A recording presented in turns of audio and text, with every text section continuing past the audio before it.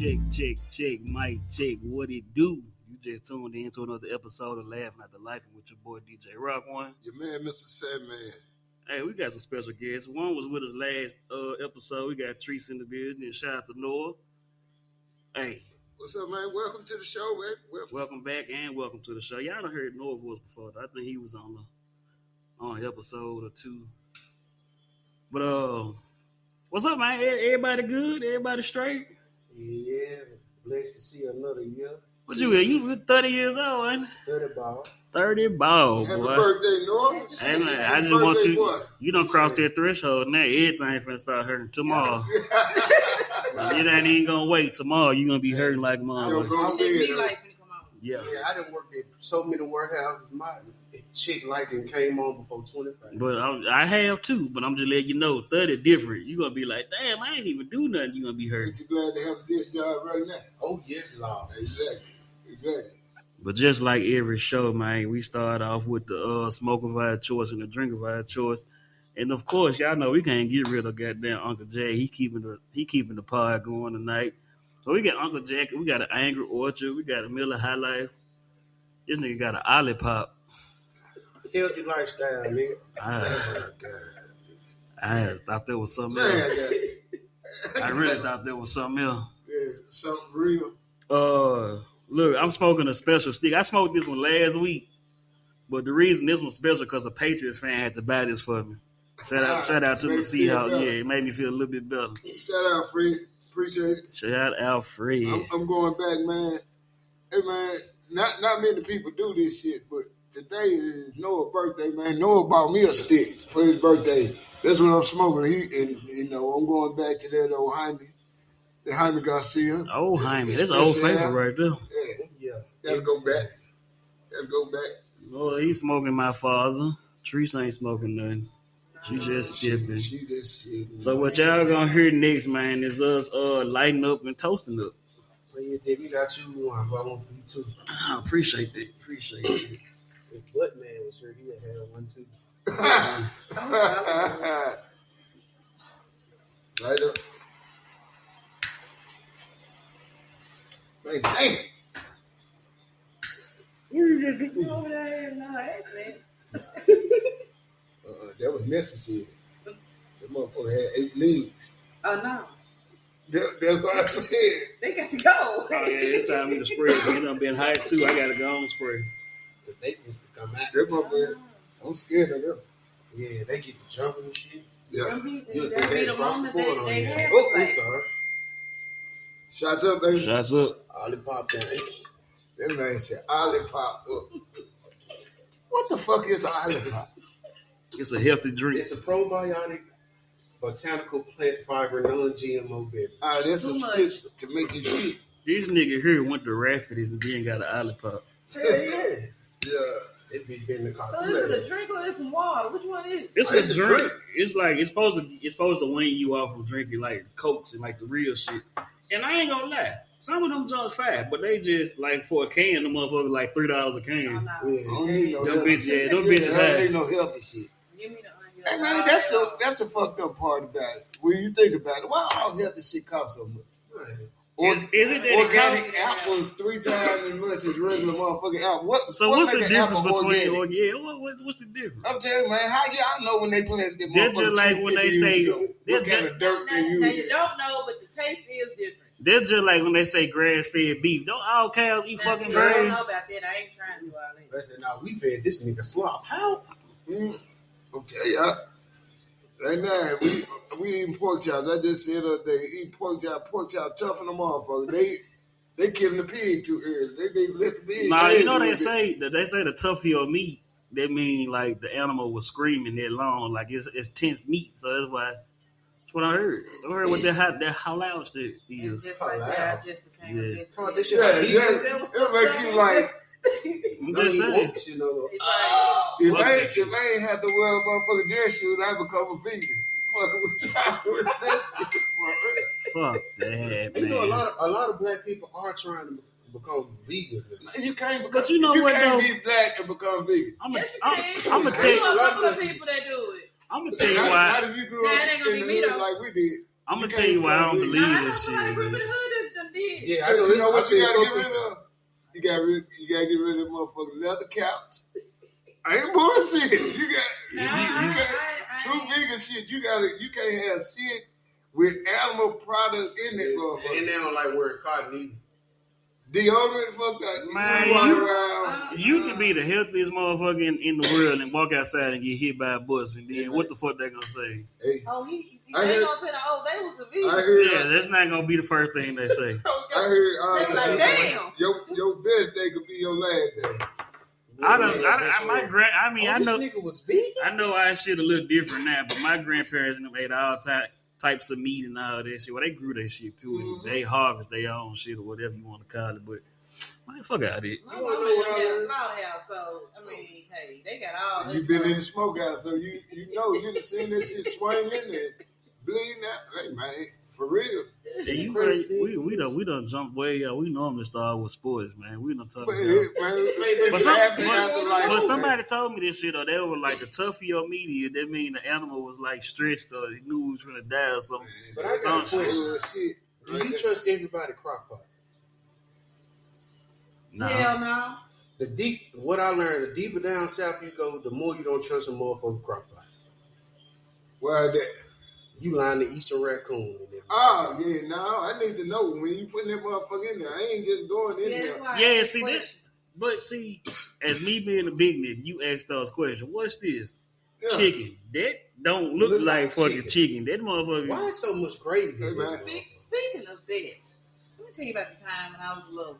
My aunt had rabbits in her backyard. And I thought, they was their pets. I ain't know no better. She had rabbits, chickens, and all kinds of stuff. I ain't know no better. So I went down there one weekend, came back, hadn't been down there for a minute, and my grandmother was in the kitchen cooking. Did you say and grandmother? I was like, yeah.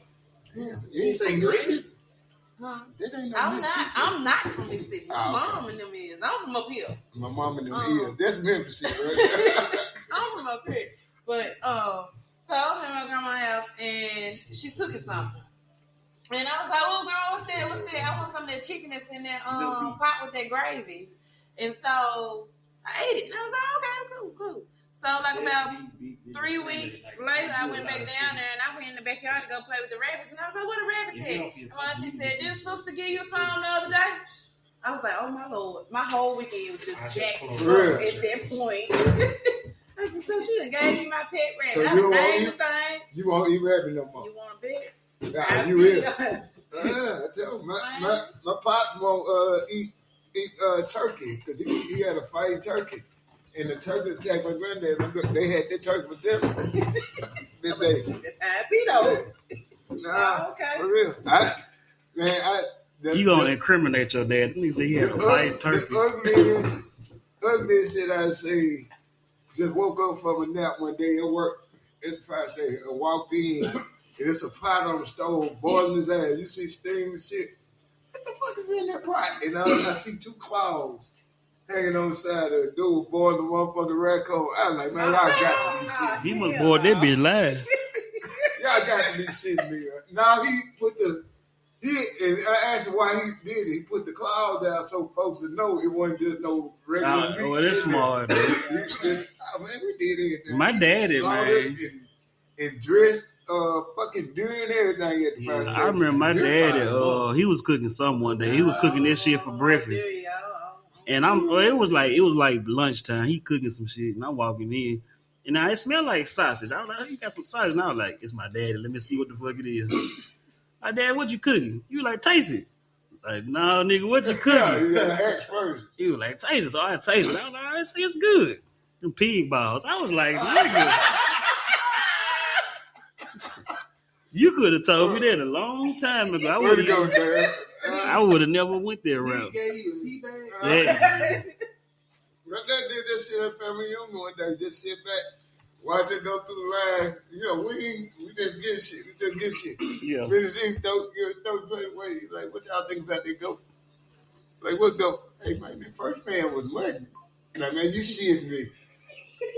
There wasn't I thought it was pulled pork. There wasn't no, he's like, nah, that was goat. That was good ass goat.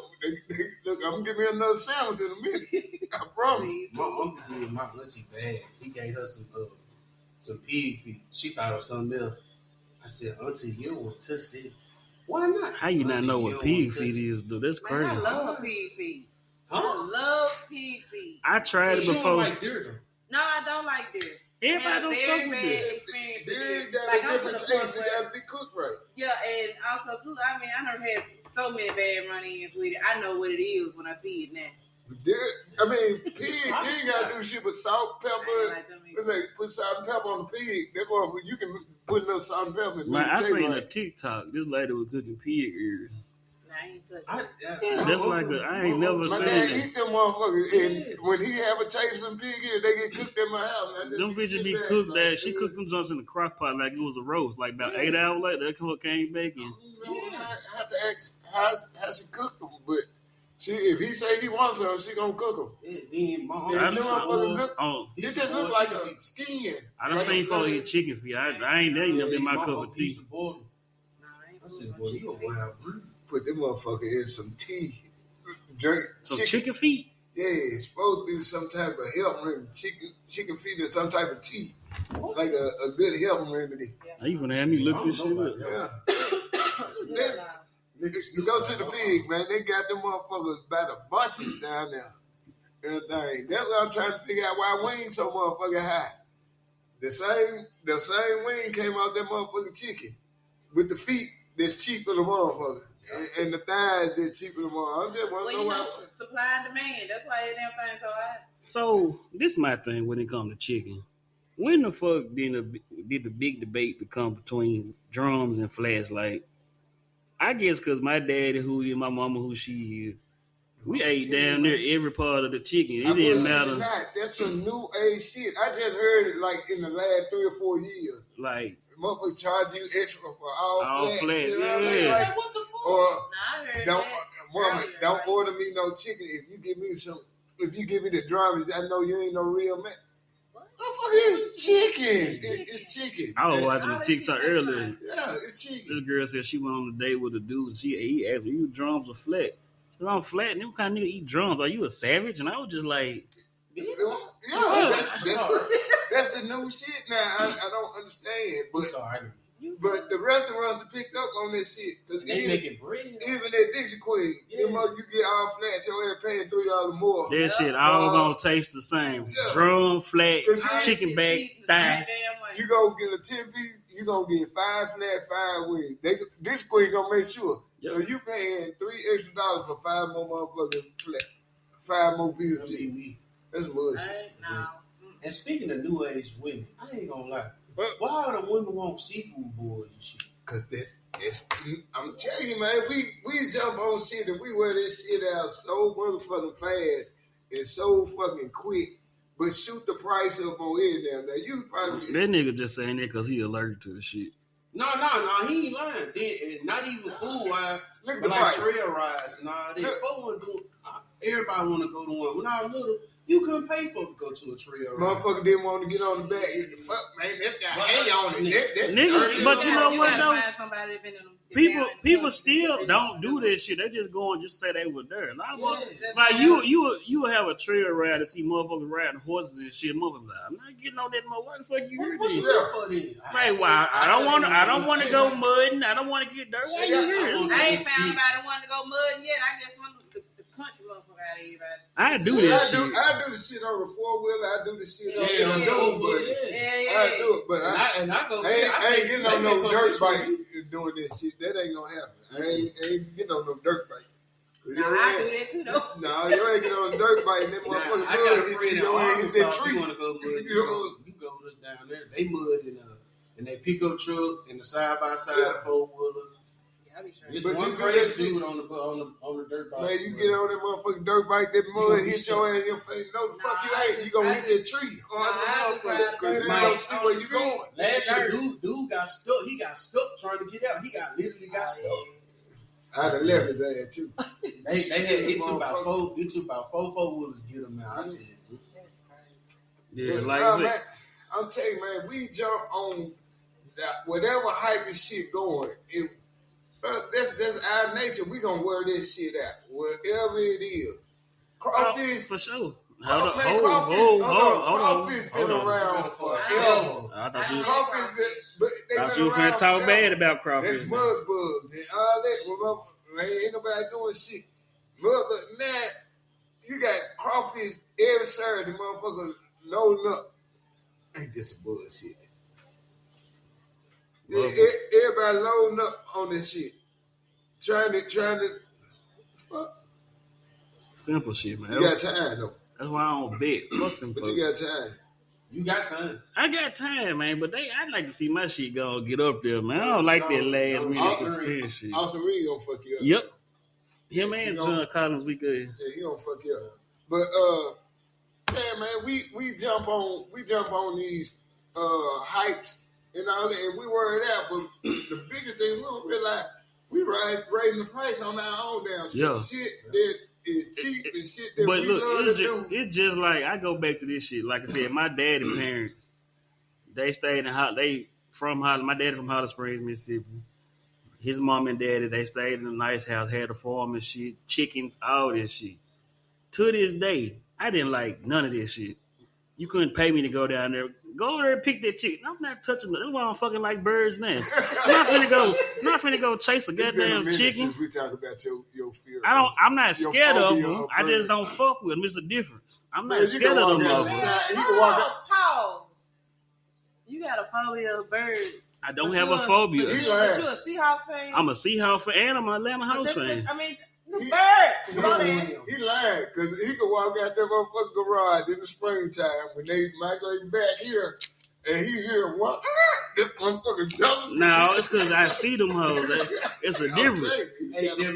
I'm not scared of birds, bro. I ain't got no phobia, but I used to get mad when I was little.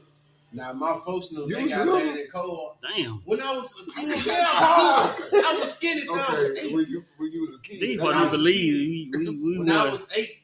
Until I turned 8, I was skinny. When I started playing football, eating for real, I got fat. That's about time I started gaining weight. Damn. When I was real little, my folks knew got land, little past Junior City out there. Weekly care. Yeah. So and then my mom and dad had a white friend. He had a ranch with horses, but they had a bunch of chickens. I just remember I was little. They said, "No, go get the chicken." I would run out from the kitchen. I slid right in the mud pile with the pigs. Boy, you was almost lunch, goddamn. They was cool. The pigs was cool. They was over there chilling, laying down. You do know pigs eat anything. They came over there and picked me. I was already getting up, so I was going to get 8. They came to get I got chased by a chicken. That's really why a good way to get rid of a dead body. Throw that motherfucker in the pigs. Hey, man, what are we doing? We're going to scratch that out of the record. What the? This nigga had to get away with murder. That's crazy as hell. I didn't say get away with murder. I said get rid of a body. A get away with a body. It's the same shit. You know it ain't. Hypothetically. Allegedly, hypothetically. If you gonna get rid of a body. You gotta, Okay. I heard you gotta feed it to peas. What you supposed to say? Like trying to incriminate her. They gonna be on this. And everybody want to be country now. I know you would. But you know what though? Everything is a trend. That's what made me say what I just said. Because my folks from Holly Springs, and I know it shit get country than it dog, but you go to Holly Springs, you got to worry about ticks, different kind of bugs, all type of animals, shit like that. I was never cool with none of that shit. I had a cousin to this day. I don't know how we was outside playing because that's really all you can do in the country. Just make the best of it. This nigga had a tick on his balls. And he went to I don't know what he found out. He went to the restroom. And he told his mama. His mama said, all right, come on, let's go to the restroom. All you hear is this nigga, ah! I was like, bro, this country shit right here, y'all talking about y'all like this? Hell no. You couldn't pay half of these motherfuckers to do what real country motherfuckers do. Not when you born and raised in the city. Yeah, but I'm talking about they think trail riding is just, we're gonna go dance, line dance. No, like these motherfuckers know how to catch cows and hogs and all this shit, chickens. I would do bonfire, and I've done overnight. I got a partner. His birthday party every year was a bonfire. He had a stage set up. He brought in artists, and they come in, and it went all night long. Set up tents. You out there you kick. Yeah. That was for one night. I didn't do that shit. I'm going back to Memphis in the morning. It's down to Mississippi. I go hang out, with my folks down in Mississippi. I'm going back home 3 or 4 hours. What the fuck you said? Yeah, I ain't got to stay down there. They life is different because they don't mind shit like that. I'm not getting on no motherfucking horse no more. I ain't never got on one. It hurt me standing up in the morning. You think I want to ride a fucking horse for 4 or 5 hours and then try to walk? Salute to the ones that do this shit. I love riding horses. But hey, check this out. Did y'all see the damn horse walk into the store I on did. Night Outlet this week? Yeah, I he did. went to school with it. The horse? No, the dude. The guy. All right, so that's my. He don't Anybody, but Paul Revere, because he rode that motherfucking horse in that motherfucking I ain't store. seen this shit. Yeah, this little bro. Somebody say he went to school. I thought you were talking about the horse. I was like, No, look, bro. I know Overton known for a lot of shit, but I He ain't did know school He of did the a couple years stars. ago too. horses. School of the Mr. stars. Ed was a star. Oh, okay. Did he go to Overton? I don't know. But dude, man, what He made did him ride before. that motherfucking horse in that store? Cause I think somebody asked him the to. front door like, yeah, what the fuck? Yeah, he do that. He from the country too. It don't matter, see. man, the way he was riding, yep. He from the Yeah, country. that's fucked up. Now, it ain't nothing. You going down Home Road, you down there in Weaver. They be Down riding there, on. They be they on riding the on street. Mill Branch. Yeah, they on the street when you get down that way. That ain't shit. You respect that.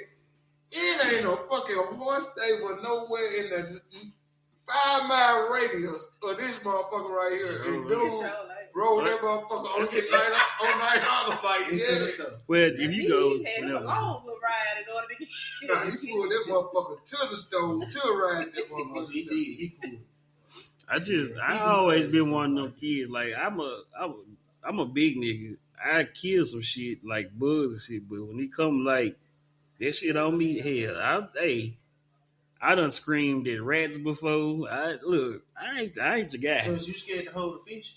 Nah, I done this shit before. But that motherfucker start flapping too much, I'ma drop the bitch. Yeah, you go that's let too go. much. Trying to get the hook out and all that shit. I done done that shit. Fishing. Things I don't like about fishing, they always be like, we gonna go fishing. Make sure y'all watch out for the snakes. Why the fuck I'm supposed to That's enjoy right. this shit? I think that's the only thing I have Snakes done. move fast on water than they do land. Man, That's fuck the crazy that. part. I move faster not doing this shit. See, I had That's why I don't fish. I love My fish. son want to go, so I got to get ready to try and do it. But When that's I was- one thing that I have not done. When I was a little kid, before I became a teenager, I used to enjoy this shit. But at one point, we went down to Coral Lake. We walking down the shit. Yeah, and this motherfucking coral snake just coming down the tree. I sat on the back of that motherfucking truck for about 8 hours. I was around that motherfucker kicking rocks. Swinging. I was Man, and we didn't have no cell phone like kids got now. I was just down that motherfucker with. I could see that motherfucking tree. I could see that grass, and I knew I was on concrete. So I was straight. Hey man, I don't know what this just popped in my head, but it popped in my head because I heard earlier you said back then you ain't had no cell phone shit like that. What would your life be like if you did have a cell phone back then and we had like all the access to shit we got now? 15 to 30. Oh. That bullshit. Between 15 and 30 years, that would have been the series. We had shit back then. Like I say, man, I'm at least 20 years older than y'all. So Yeah. I'm at least 20 years old. I did a lot of shit back in the day. And a lot of shit could not be televised. Fuck the revolution. The dumb shit we were doing, you couldn't put, on there. Like you said, y'all go in Walmart 4 or 5 in the morning and y'all just kicking it and playing. We doing that shit, but we taking shit. And y'all going to Walmart. We were going to play like AutoZone. Auto Shack back then. Y'all bullshit. We need Fuck y'all stealing batteries we and needed shit? we needed speakers. We just did a whole bunch of dumb shit. Bro, we Come used to to. legit. I'm talking about like we would put our phones in our pocket and be in fucking Kroger, Walmart, and have the time of our motherfucking lives. And somebody be like, bro, it's almost at such time. You be like, damn. Dude, I'm telling you, man. I'm so grateful that we didn't have phones and cameras and all that shit because we did a lot of dumb shit. But Sure, we did at too. the same time, it might be a learning experience because I can tell my kids the shit and they be like, you ain't do that. We got a receipt. I don't think you ever pick up the phone and call somebody. What this called? This gay in the motherfucker right there, man. This gay in the motherfucker. Hold on, man. You can have the ashtray. Yeah, man. Go on. You gotta take the You want to have the whole ashtray. I got my own. Can't share an ashtray. You can't share a single stick. You still learning, y'all man. sticks touching. It's like almost like kissing a little bit. That shit don't sound right, but then what happened? Y'all sticks touching. That sounds like some Overton shit right there. Hey, man. Hey, you don't say this shit. You graduated from Overton, too. Hey, everybody know we had dykes everywhere. Yeah. Hey, man. Yeah. We had it all. We had it all. We had a motherfucker, like the old folks said, we had a cornucopia of motherfuckers went to school with us. Spelled it. I can't read. Oh, okay. I can't read. I ain't never heard it. I heard it. It was I like can I feel like I heard it on SpongeBob or some shit like that. Yeah. Man, Yeah, say that word again. We had a mixture of motherfuckers. Yeah. Say it again. Cornucopia. That's too much. Maybe CARNO. I don't know. We had a bunch of motherfuckers went to school with us with different shit. But I asked that question though because I was listening to a podcast and they were just like, man, what if like I'm gonna say since you a few years older than us. A few. All right, man, you hit that motherfucking ground, bruh. Cause that's another segment we got. The ground hitting shit. We got a whole other segment. You good? You can do it on there because he got all his attachments to it. Okay. You hit that motherfucking chair, you gonna feel. I ain't gonna lie, you really scared the fuck out of me. My heart beating fast as mug. I thought you failed. You motherfucker gonna feel like the Montgomery boat doctor. As soon as you hit that chair, that damn steel chair gonna hit him in the back of the motherfucking head. But the reason I asked that question, I was watching a podcast. Shout out to 85 South Show, and they were talking about we had the shit. I can use us because we grew up in an era where we had phones, social media, and all this shit. It might not be to the extent it is now, but let's just take what we can do now back then. Like, you know what I'm saying? Like if you had beef with a motherfucker, you couldn't put this shit on social media and be like, I really don't like this nigga. Fuck you. You had to say that shit to that nigga face. Yeah. But if you had social media, you can get on that motherfucker and say, man, I don't really like James Bond, weak ass, hoe ass nigga, man, meet me in the middle of the street, da da da da da. Like, I think times would be so fucking different if your era and right before us had this shit, because we had it growing up. Like I said, man, we had to see motherfuckers face to face. And I really didn't like the fight. I promise.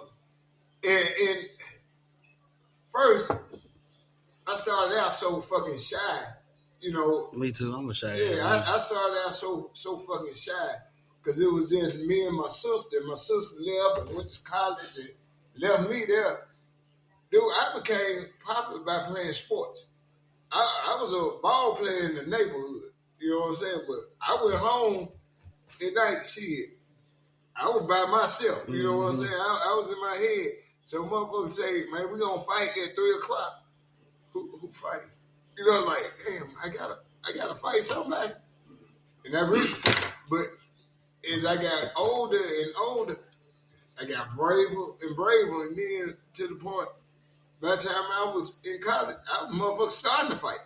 You know what I'm saying? And so I still wasn't no big motherfucker. I was still right now. When I first went to college, I was 5'7", 165. Right now, I'm 5'11", 195 right now. But I done been up to 250. I done did all that, you know, working and thinking I'm, you know, big and buff and all that shit. But I was still a little dude and just starting fights because I thought I was tougher than any damn body. But I tell motherfuckers all the time, you ain't never got your ass kicked. You ain't never been in a fight. I took plenty of ass whoopings. Oh, right. But if you ain't been in that many fights though, you don't want the fights you done been in. You know you can't hold it against them. Less than 10. If you 10-0 and your ass ain't got no motherfucking boxing license, I ain't 10-0. I'm like 3-0. But see, that's different. If you ain't 10-0, that means you ain't never been in a fight. That means you fight your cousins and all that. I'm talking about you fight a nigga from one neighborhood to another. Like we in Hickory Hill right now. It's like you just go to Whitehaven looking for a fight. Hey, look, I done did dumb shit like we are normally take I a done did dumb shit. we are normally take a break right now, but it's a good conversation. I'm gonna keep it going on. Y'all just look for the break later on. Got a question. When y'all started going through puberty, what was y'all mindset like? When did y'all realize that, like, oh shit, my body changing? Like, what was going on? Where you was at? Like, just describe what was going on when you realized, because you know, like for men, I always heard that your nipple start hurting. Don't know why, but you have a knot in your nipple in your chest or some shit. I always thought the first sign was your voice changing. Well, no, I'm not saying it's the first sign. I'm just saying I heard that was like, man, my chest, my nipple hurting, and I was just like, nipple hurting. Like, what the fuck you doing? I'm making shit as funny as I can because this was my life. I remember doing some dumb shit at the house one day, and my mom said, just because you got a little dick hair down there, that don't mean shit. I'm kicking one dick hair. What? I got dick hair. You in the check. As soon as you said this shit. Look, I ain't gonna lie. I was Ridgeway Middle, dog. I might have been my 7th, 8th grade year. And that's when puberty hit me. And I remember this shit vaguely because that's when I sleep became cool because I was always to myself. We was in PE one day and we were doing some type of exercise. We had to, back then you had to dress out. T-shirt, shorts, all this shit. And I ain't thinking shit about it, motherfucker. Swinging the legs, I'm pushing them hoes down, swinging them up, pushing them hard. She was like, "Ooh, damn!" And I see. I was like, "See what?" I ain't got hair on it. Like, what you see? I had to get my partner's guy like, man, this motherfucker said she see something. I don't know what. Then I thought about it. I was like, damn. The thing got hair on. Motherfucker, yeah, this junk dropping, goddamn. Getting nuts and shit dropping. I was like, okay, I get it. But I went through the shit. My voice, I still don't think my voice deep to this day, but it was a little bit higher than what it was. Because you just an octave, a 2 above, and you ain't got to the base, and I ain't either, and I'm 55. All right, I was like, don't do too much. I don't want to walk around this motherfucker, 5'9", sound like Billy D. I don't even know what Billy D sound like. I know who Billy D is. I just don't know what he sound like. What? I know who he is. I just don't know what he sound like. I'm old. You old as fuck. Sometimes, but you know what though? I like my voice because I always said if we happen to start like a male sing group, I want to be the nigga with the high voice. That's what I want my role to be. I want to be the nigga that's with the high voice, and everybody do that shit. But as long as I get the lead, not the lead, but just the high shit, that's what I want. You want to be quiet boy? Yep. I want to be quiet boy. I want to be quiet boy. He trying to be Fletcher P. Come in. But nah, man, on the real, like I said, I don't know when my shit, I guess my mama was the dictator of when my puberty hit, because she had them saying like that. Basically, because I guess I was fucking with her piece. I do shit, fucking with her piece, and then she'll come up. Man, give a fuck about your voice getting deep. Sit your ass down. Mom didn't care. She could give a damn about. See, my friends used to like that's how I am. My homegirls like that. Hey, because I have babied him for so long, and now the man towering over me. I was like, nigga, just because you talking to me don't mean I won't knock your head down a couple of inches. Yeah, I think it was when I was in Colonial, like 7th grade. I started getting peach fuzz, and my voice got kind of deep. And then that's when I kind of realized I really like titties. Yeah. Hold up. That's when you realize what. Say it again. I really love titties, like in Colonial. Hold up. I got an applause sound here. Shout out the titties on this motherfucker. Hey, he said something right there. Cause I was the same way. I was the exact same way. It's like it not on no Epstein shit, but like in Colonial, like you was one of his victims. Whoa. In Colonial, your ass was 12, 13 years old. Yeah, like in Colonial, like we had girls that was like really developed already. Oh yeah, Yeah. we definitely had that. Like, like I really feel like it started with the folks I grew up with. Like, I feel like I group of women, Well, our group of girls that we were growing up with, you'd be like it'd be that summer break. You know, you get out of school, let's say 5th grade, you go to middle school, you see, hey, goddamn.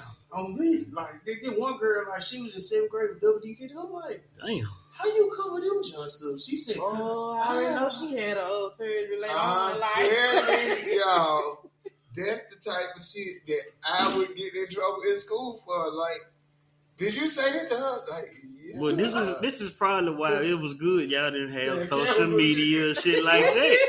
Because like I said, I can just imagine, and you know what? I thought my mama invented the word manage. If I had it, look, if if I had a magic genie, dog, I tell anybody, I would love to be a fly on the wall.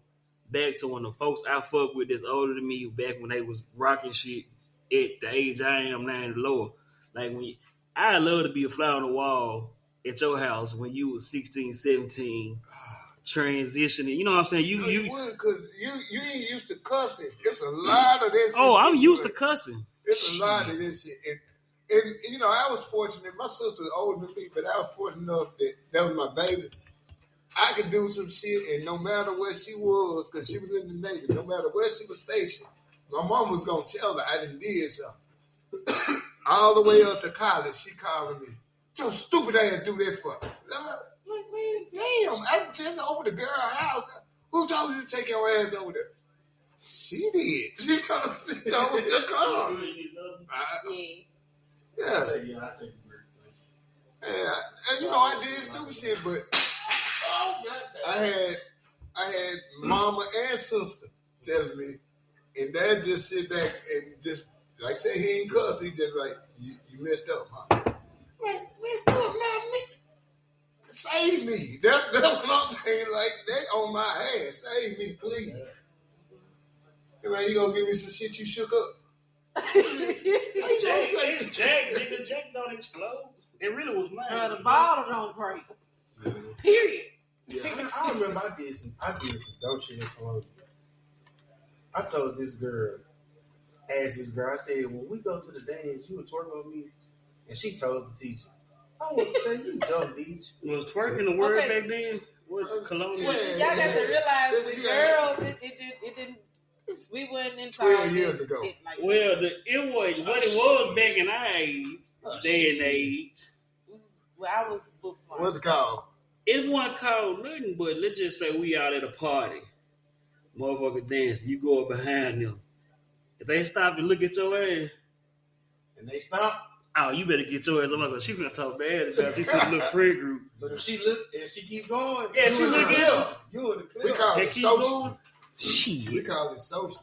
I'm telling you, man, that's where that manly shit came from. I don't know when the little freak part of me came out, but we used to do a whole bunch of shit, for real. Shout out to my boy, man, Michael Payne. Love you, rest in love, bro.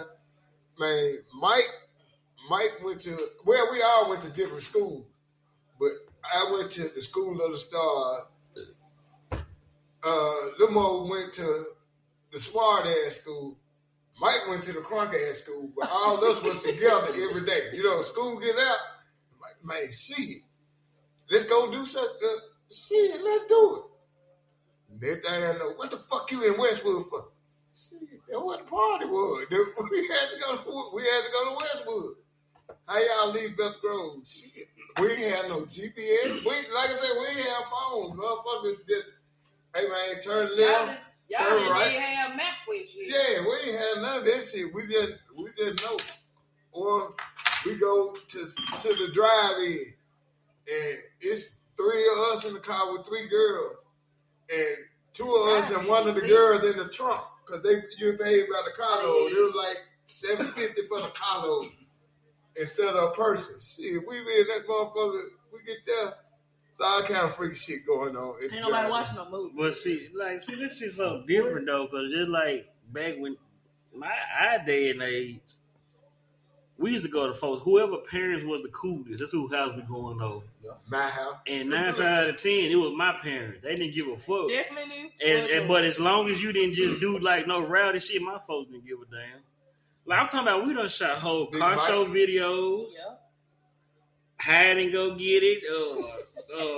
Truth or dare. I'm talking about all this shit. My folks in the next room knocked the fuck out, and we doing shit like.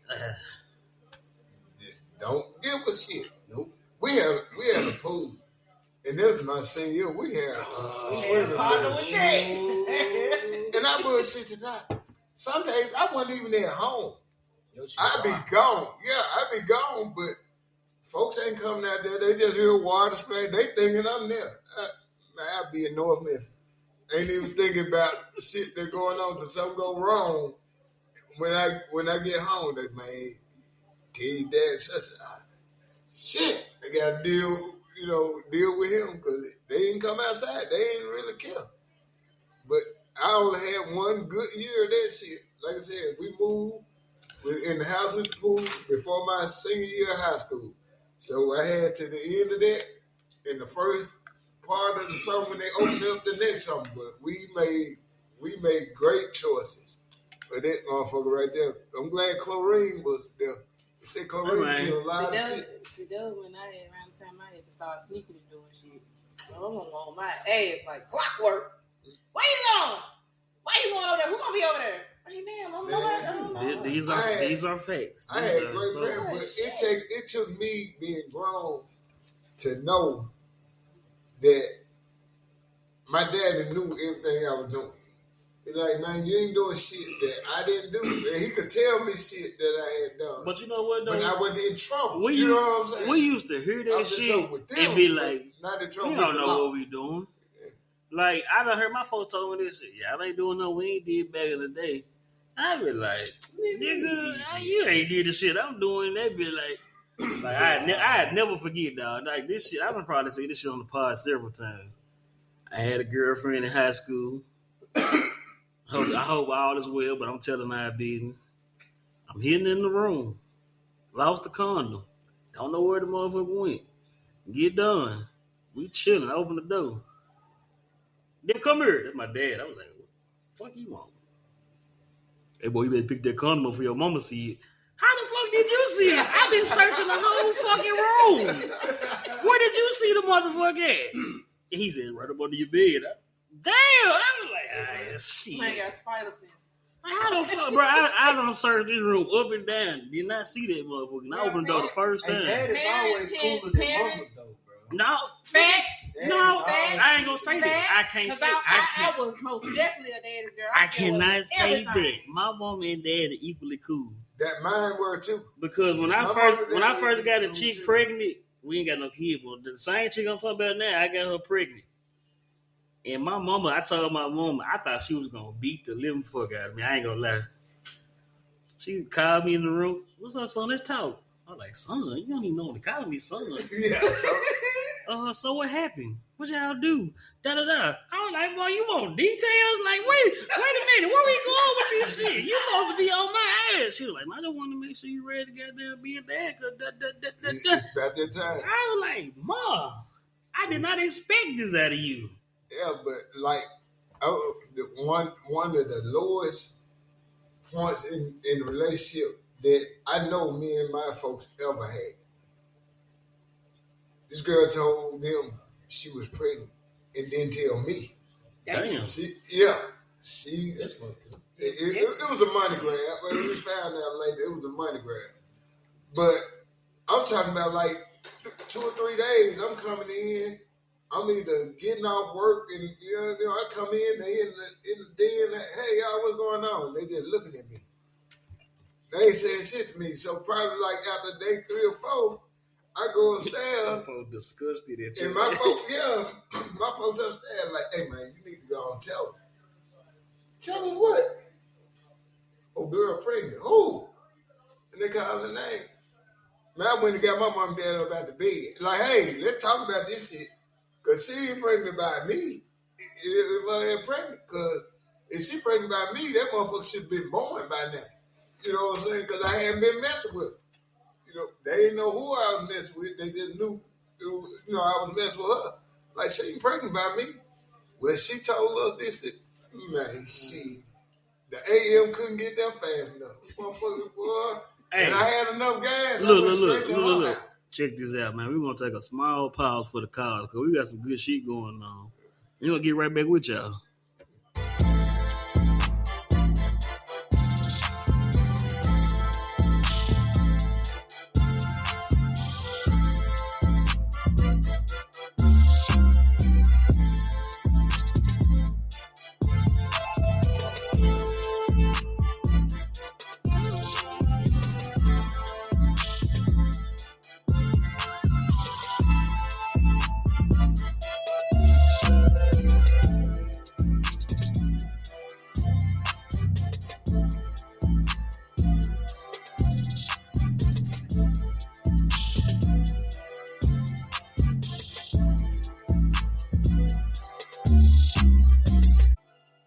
Check. Hey, we want to thank each and every one of y'all for tuning in and laughing at the life, man. If this y'all first time hearing us, we on goddamn YouTube, we on Spotify, we on Apple Music. Check us out. Like, subscribe, share. Tell your friend, tell the other friend. Tell everybody about us, man. We're trying to get this shit to blow up. Shout out to our boys at Pyramid Cigars, man. That's our sponsor, dog. We really appreciate y'all for rocking with us. Go on pyramidcigars.com. Discount code is LAL. Laugh at the life in LAL. It does make a difference. I'm not gonna lie to y'all. Like, I've ordered a couple times and used it to send to other people. It makes a hell of a difference, and that shit quick, friendly, and your order gonna be right, man. Hey, if you want merch, we got merch. We got shirts. We got cups. We got shot glasses. We got a lot of shit that you can get with the Laugh at the Life and logo on there, just to show that you appreciate us and you rocking with us. Let's get back to the show. Yeah.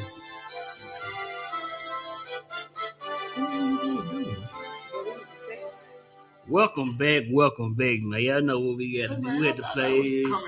We had to pay them bills, dog. Hey, everybody straight? Everybody straight? Yeah. How your cigar treating? Man, that's a Hyman.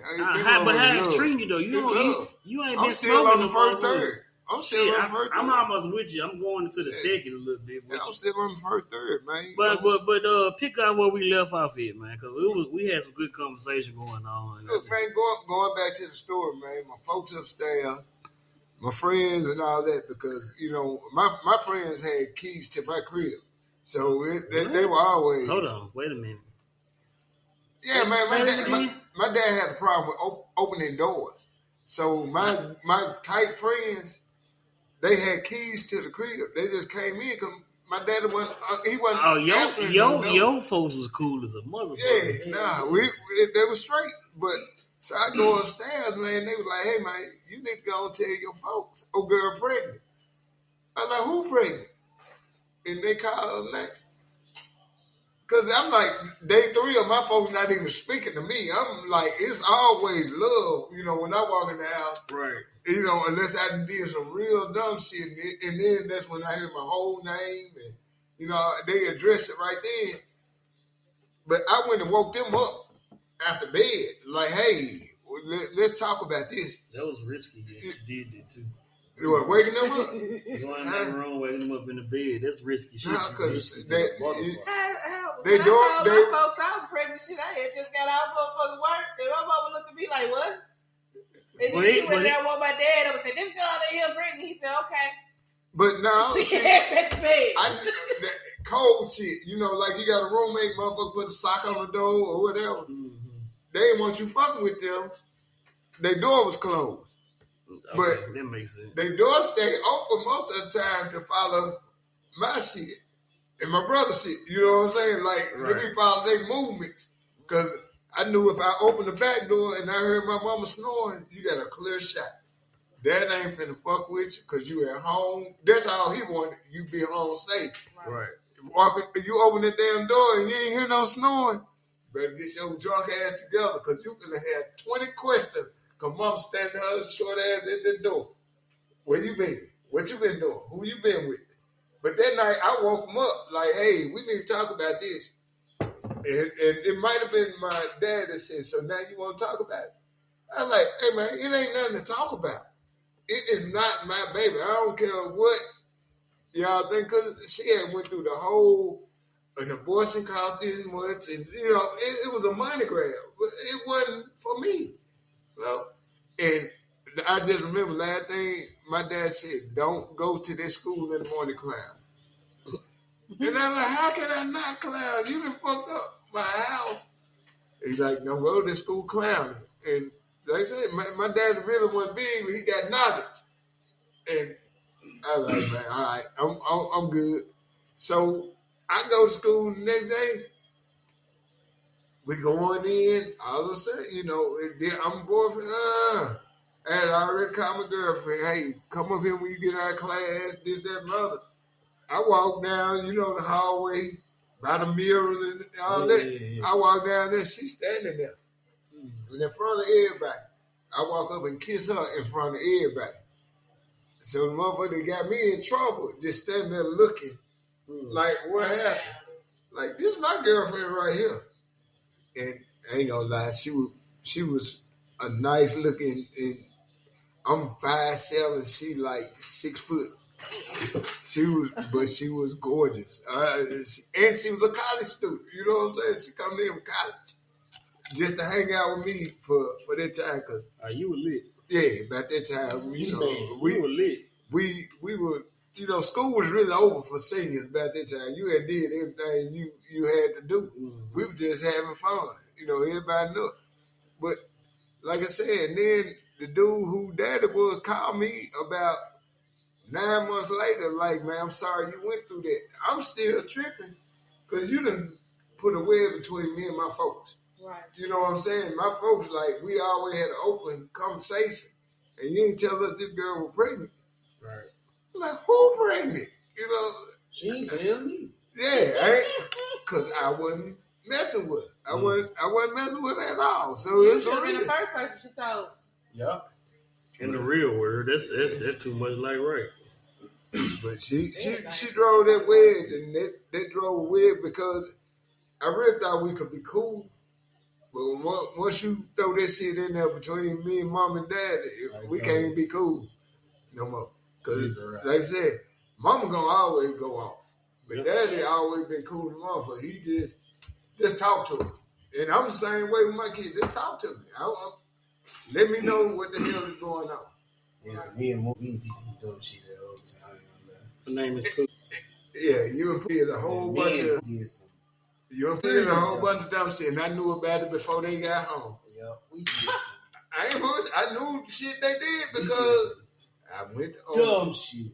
I went to Overton. I inspected Overton. You know, I could do any damn thing I wanted to do in Overton. And my children go to Overton. You know, but y'all didn't do half the shit that her sister did.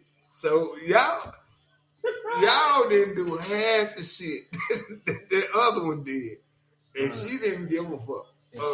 She didn't give a fuck about school at all. And graduated top of the class. Well, she did not. She graduated like number 7 or 8 in the class. But that's normally how it be. That's normally how it be. I got a baby at the house that don't. He does not care. You know, but he can pass everything you put in front of him. He can tell you where. She graduated with like a 4.4, 4.5 GPA and could not make the honor society. Because all through school, she never had an S or N. I mean, an S or E on her report card. It's always kind of, that's the same thing it is with my son. I be like, bro, come on, man. How you gonna have the grades with the conduct don't match? This shit don't make sense. If I acted like my daddy did, because my dad, he tolerate N's and U's.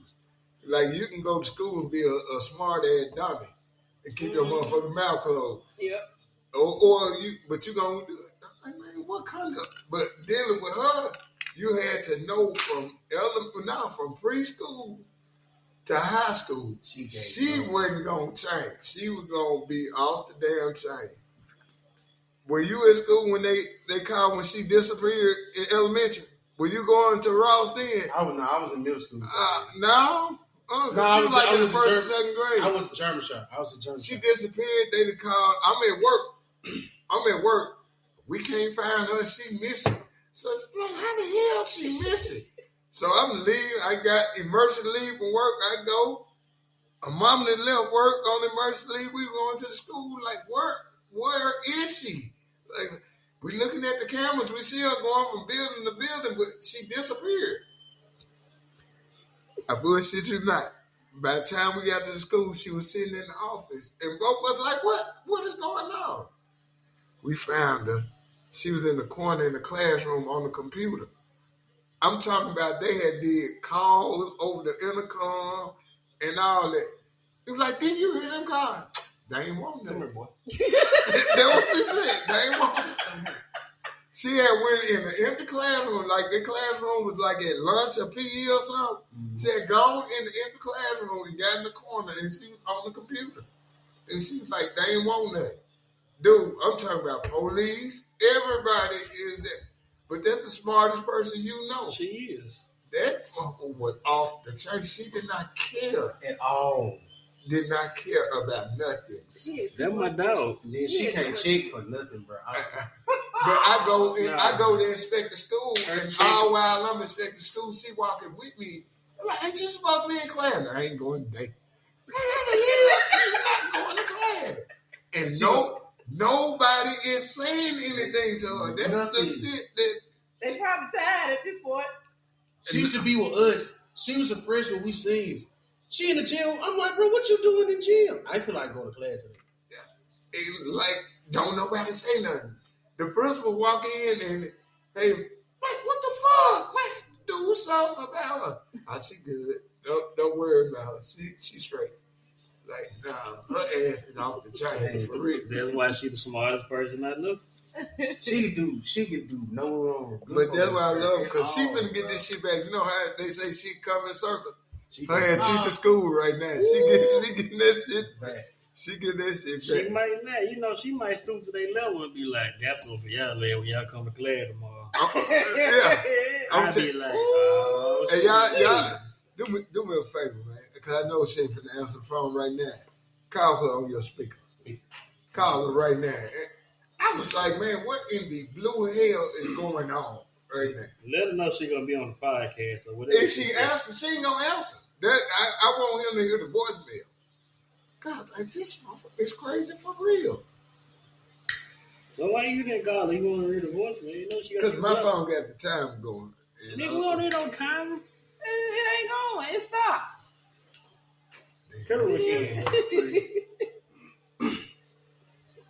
I just want to go to voicemail. Sure we a good 10 minutes in there. Let's go to voicemail. Put it close to the mic. I knew she wasn't going to answer. It's midnight. It was Mr. Pete. I'm sorry. It's midnight there. I knew she ain't going to answer. She might cuss his ass out, though. Yeah, it's going to voicemail. You just never know what she going to say. She probably called him on. I just want to hear the voicemail. She turned the voice. You know why she did it? Her whole voicemail is in Spanish. And I called her day like, who the hell did I just call? The whole thing is in Spanish. People call us like, hey, we trying to get in touch with, and, we getting Spanish on the voicemail. Like, that's her. It's her. She's fluent in Spanish. She do. Like, why the hell would you put your whole voicemail in Spanish? Because I can imagine my daddy calling her, and he like, what the hell is going on? Who is this I'm talking to? Did she text you? Nah. Yeah, but she does shit. She was a great producer for our first year of Laughing After Life. You know something? Look, I screenshotted some shit. Shout out to our producer, because it was her idea to start doing this shit. Mm-hmm. I screenshotted Am I the Asshole? But I didn't screenshot the entire conversation, but I'm going to read it to y'all. It says, am I the asshole for telling our roommate she might need to move out if she keeps complaining about hearing us at night. So, little background is that these folks is a couple, and the male's childhood friend moved. Well, they cool, grew together. She moved in with them. I don't know if they was married or not. I got to go back and look. They might have been married, but she didn't have to pay no bills. She didn't have to do nothing. They gave her a room. She ate. She went to school. All this. But she always complained about hearing them fucking at night. She kept complaining. She even asked to change rooms and all this shit. And so I was looking at this and I was just like, if I'm not asking for rent, half on rent or a partial of rent, mortgage or whatever, I'm not asking you to put shit in on groceries. You living here scotch free. You don't have to do nothing but just exist. You in a room that we hadn't had developed yet. It's over here. It's not even close to our room. So what you hearing is because you just happen to be up at that time of night. We decided to do anything. Why are you complaining? Now, I'm gonna be on the complainer side. Why I gotta hear this shit? If not, I'd ask you to change rooms. Put me on the other side. It's like the studio we in right now. No. What y'all tell me last week at gas? The room she in is already the furthest away from the house. It can't be. It can't be. He got it can't hush it in. No. And that's what I'm saying. That's theatrics. You doing this shit too aggravating. No, you're not. This is my house. I'm gonna do what I gotta do to please my woman. I'm with the roommate. You crazy motherfucker. I'm gonna need a sledgehammer. You crazy motherfucker, dog. If I move you in, you ain't gotta pay no bills. You in your room at your house, right? And a motherfucker hear you over there on the other side. It's six. No, it ain't six. It's theatric. It ain't six. You can't be doing shit every night, not every other night that make a motherfucker holler across the house. But why would I give? Why would the fuck I give a fuck? I promise you, it's got to be assault. That's where that's where you need to get headphones. Well, that might be true too. And do what you gonna do. Might get headphones. Headphones probably ain't gonna help her if she on the other side of the house already. They doing that shit on purpose. She don't like to hear her. Nah. They ain't doing shit. Them motherfuckers in there eating cheese. But take a bite, eat. If you complain, we're gonna be like, let's make a little extra noise. That's what I'm saying. But what I'm saying is, though, bro, you ain't got no reason to fucking complain. I ain't gonna complain if I ain't paying nothing. I'm just you ain't doing shit. You just existed in our home. Now you asked to come here. That's the music. You asked to come here. Let's flip it. If she gets somebody and she bring them motherfuckers in there, that's totally different. How is it different? Because she's not paying no bills in that house. I'm gonna drop you off 100 a week, but you gotta listen to me for every night. That ain't shit. That ain't 100. You gotta hear me grabbing the sheets and biting pillows. No. Grab the sheet. The reason you are here is so you can be closer to school. You didn't bring all this other shit up. You know that we are a couple. You know that couples do freaky shit. So this is what you're signing up for. You're going to be like, let me ask my best friend if I can stay with them. Dude. And his wife. I've been married a long time. I got trophies. So I'm married. It ain't shit I'm doing every night that a motherfucker is screaming. I didn't say every night, but I'm just saying when they do it. Whenever they do it, the motherfucker ain't screaming loud enough to go through the house. If you get past that hallway barrier, you struggle my ego. I know I ain't doing check on yourself. Yeah, you struggle my ego. Or you need to go to a gynecologist because something wrong with your shit. Nah, I ain't gonna say this. Hey, your stuff too small. It didn't grow right. It's something. Because man, I've been through 2 childbirths. You see a baby come out that motherfucker, it ain't shit that a woman gonna scream for. But it can't go back. But these folks don't got kids. It go back now. My grandma told me how it go. Yeah, but you say that these folks don't have kids. They just living, they existing in their own world. So I'm inviting you over here because you Right. asking you stay here. No, I'm sorry. there's no excuse for this shit. Tree, help me out now. Ain't no excuse for this shit. I ain't getting into the personal part of it, but you know, you done had some good stuff, big stuff, all that, but ain't shit compared to childbirth. It ain't shit. You think about going in when you see that motherfucker head coming out. You know you ain't did shit. You ain't touched the wall in that motherfucker. But whenever you didn't touch, she allowed you to feel it. But you adding on to what I said though. No, These folks what I'm ain't saying, got kids though. The noise. These folks do not have kids. The noise level is being over exaggerated. No, it's not. If you fucking the shit out of somebody, you fucking the shit out of them. No, DJ, there is. I didn't even have kids when my best friend had his first son. Right. And he the one told me, quit think you tearing that motherfucker up because you ain't doing nothing. And when he explained it to me, I was like, well, shit, let me have my fun. Why she having her fun? It just got to hit. So why you gonna ride on their fun because you don't want to hear? Because you ain't loud enough. It ain't shit go unless you throwing shit against the wall. Like you are like, here if free. I'm picking you up you and I'm throwing your ass against the wall, running over there hitting it, then you yell. No. It ain't shit you doing. If you hear free of charge, you gonna hear whatever noise you want to hear. Okay. Yeah, that's your. Gonna hear. Right, you go. No, I said gonna hear it. Like you gonna hear it. No, fuck that. I don't give a fuck what you say. But it's exaggerated. I'm thinking to who? To who? It's exaggerated. You doing it too aggravated. I can't say nothing. No, I can't say nothing because I've been with somebody that had a roommate, and the motherfucker was like, "Damn, what the fuck y'all got going on over there?" It's different, but when you on opposite ends of the house, you ain't gonna hear this shit. Unless you in order, it ain't shit that good that you gonna scream.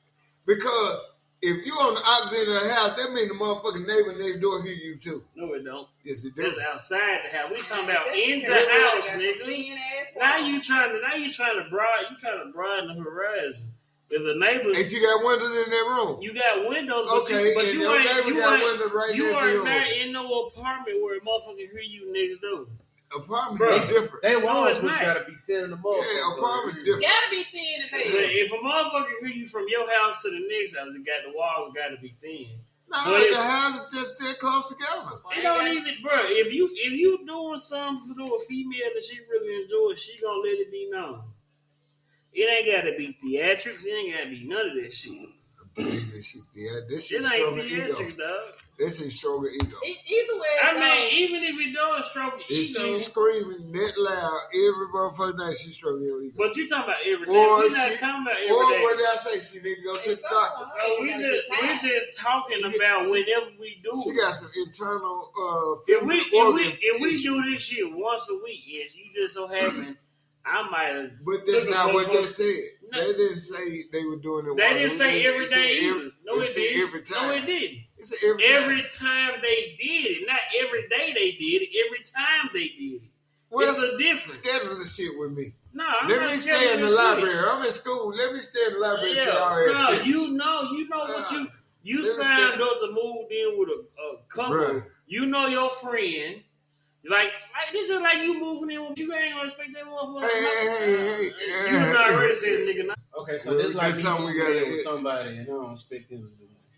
I don't expect them to be real. No, you don't expect that. It interrupt your motherfucking sleep. It depends on who you move in with, bro. I'm sorry. After probably about the first week, maybe 2 weeks, you realize what's going on. See, at this point, I know I'm staying here rent free. I ain't gotta pay for shit. I ain't gotta buy shit. I can just come in this hole, lay down, get the fuck up, keep going. I'm gonna find me some of the best motherfucking earplugs I can find in my goddamn life. Or hey, now tell me and I ain't coming. Now if they're burglar coming in, you don't have to tell them motherfucker they staying there for free. You don't gotta tell them, but hey, well. The 3rd of January, I plan on fucking the shit out of. So please don't come to the. Really no, you don't. You do no, because you don't. I don't know nobody that still No, you don't know. Okay. You don't know how your day's going to go. You might come home. You had a great day at work. You know what? I got some dick goddamn put up in her and do this shit. Y'all eat dinner, do all that shit, and you just so happen to be pushing dick in her and you hitting her. I'm gonna go back to tell you, You ain't doing shit. What that first baby you had when you in that You labor keep in the talking. living We're room, not talking you about gonna let kids, man. We ain't no kids being brought up. I think what shoulders come out that moment. Ain't no kids being brought up in what I read. You keep talking about children. Shoulders come out that awful. But we're not. What I read you, they didn't say they had kids. You That's going what I back said. to kids. No, I'm going back to No. theatrics. It's not theatrics, bro. If you dropping dick in the motherfucker, they enjoying. She got endometriosis. She might have mesothelioma. She got endometriosis. Her shit hurt. Cause you ain't hollering every damn time. I mean, everybody got a G spot. Maybe he hitting that hoe every night. I don't know. But not when you screaming across walls. You don't have to be screaming. Going. You don't have to be screaming that loud for a motherfucker to hear you on the other side of the house. That's true. You can just be a naturally loud motherfucker. It just could be a natural moan. He be like, I heard that shit y'all was doing last night. Da da da.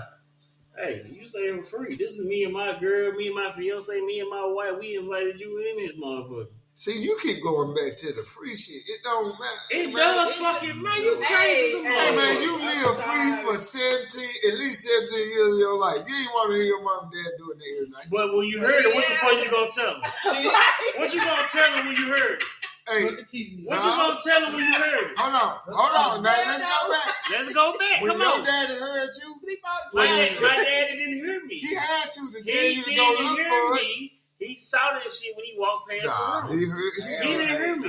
My daddy knocked on the door. He didn't hear me. Well, just talk to me a little later. Yeah. My dad didn't do that. Open the door, he walked past, saw the condom on the ground. That's different. You can't use my daddy because the shit that you would do, we ain't talking about Hey, that. man. Hey, you keep talking about living free and all that. This it don't matter. It does matter, man. Okay. Well, I see it If we matters to a gonna certain agree to extent. disagree, the free part don't matter. The free part matters, dog. I cannot come in your house where I'm not paying no bills and tell you, hey, man, Okay. it's hot over here. Let me cut this motherfucker. Same thing. Hold up. You You cutting said me free off. shit. You cutting me off. And free shit, I'm living free, but my mail coming in. It's okay for you to open my mail. No. Why? Hey, I'm that's living different. free. That's different. That's goddamn Yeah, felony. That's no. different. No, Hold on, you Come can't. here, Noah. That's a federal offense. Yeah, that's You a talking? felony, bro. You bringing up different shit. Now you same bring, shit. it's not the same It's shit. not the same. That's a I'm living felony. free. You living free, but if you got mail coming, I'm not opening your mail. Really? You saying living free? I ain't there. No, I'm not. That's see you trying to take this shit where it shouldn't go. Nigga, if you living there free, I know you gonna have mail coming there.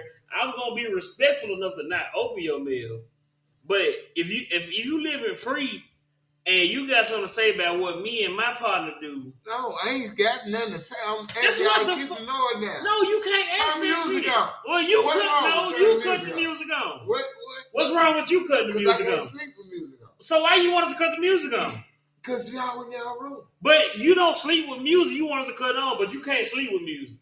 Because I'm not hearing y'all. You're contradicting No, yourself. I'm not hearing y'all. But you still hearing music, and you can't sleep with music on.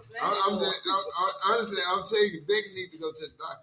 No, There's some shit it ain't wrong. got shit to do with none of that, man. Is she screaming or that motherfucker that I had ain't the gonna lie, I earphone? don't want to hear no opera concert here tonight. Yeah, that's what I'm saying. I didn't say every night, bro. It It don't matter. It I does don't matter, bro. You gotta be- Whenever I feel like Flash getting frisky Bruh, with my okay, woman, dog. when you live down in Mississippi, as far apart as y'all rooms were, Right. did you want to hear that shit that was going I on didn't down give a fuck. Did you? I did not give a fuck. Okay, maybe that's because you was young. And, I did not give a fuck. If he was doing his thing, he was doing his thing. okay. I know I did my thing when I did my thing, but it was just so happened that this time I ain't got nobody, he got somebody. I'm on the living room couch listening. I mean, not saying See, listening. that's it. No, you in that I'm watching That's what it TV, is. but I can hear No, him. that's the voyeurism shit. That's what it It is. ain't no voyeurism. I want to hear about it. But no, okay, so okay. Watch.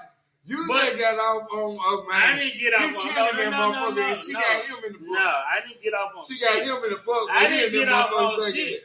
But I definitely want if I was sitting in the living room and I heard motherfucker, if he knocking her down, I'm like, okay, my boy doing the thing. When she go home, I'm gonna shake that nigga hand. Nigga, I heard y'all because I was sitting in the living room. But he been in the book for 2 hours. Oh, he been in the book. Yeah, but you getting him props. It is what it was him hollering.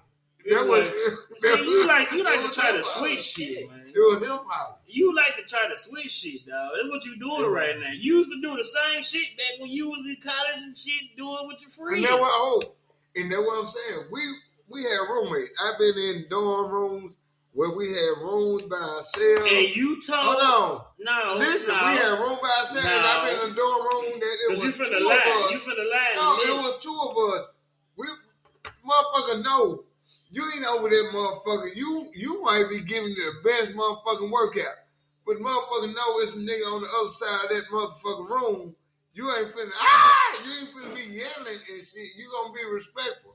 And even when we was in the dorm, if my roommate had somebody, when we was in apartments on the dorm, roommate got somebody, I'm gonna sleep on the couch. I ain't worried about it because in the apartment, it was why you open, sleeping on the couch?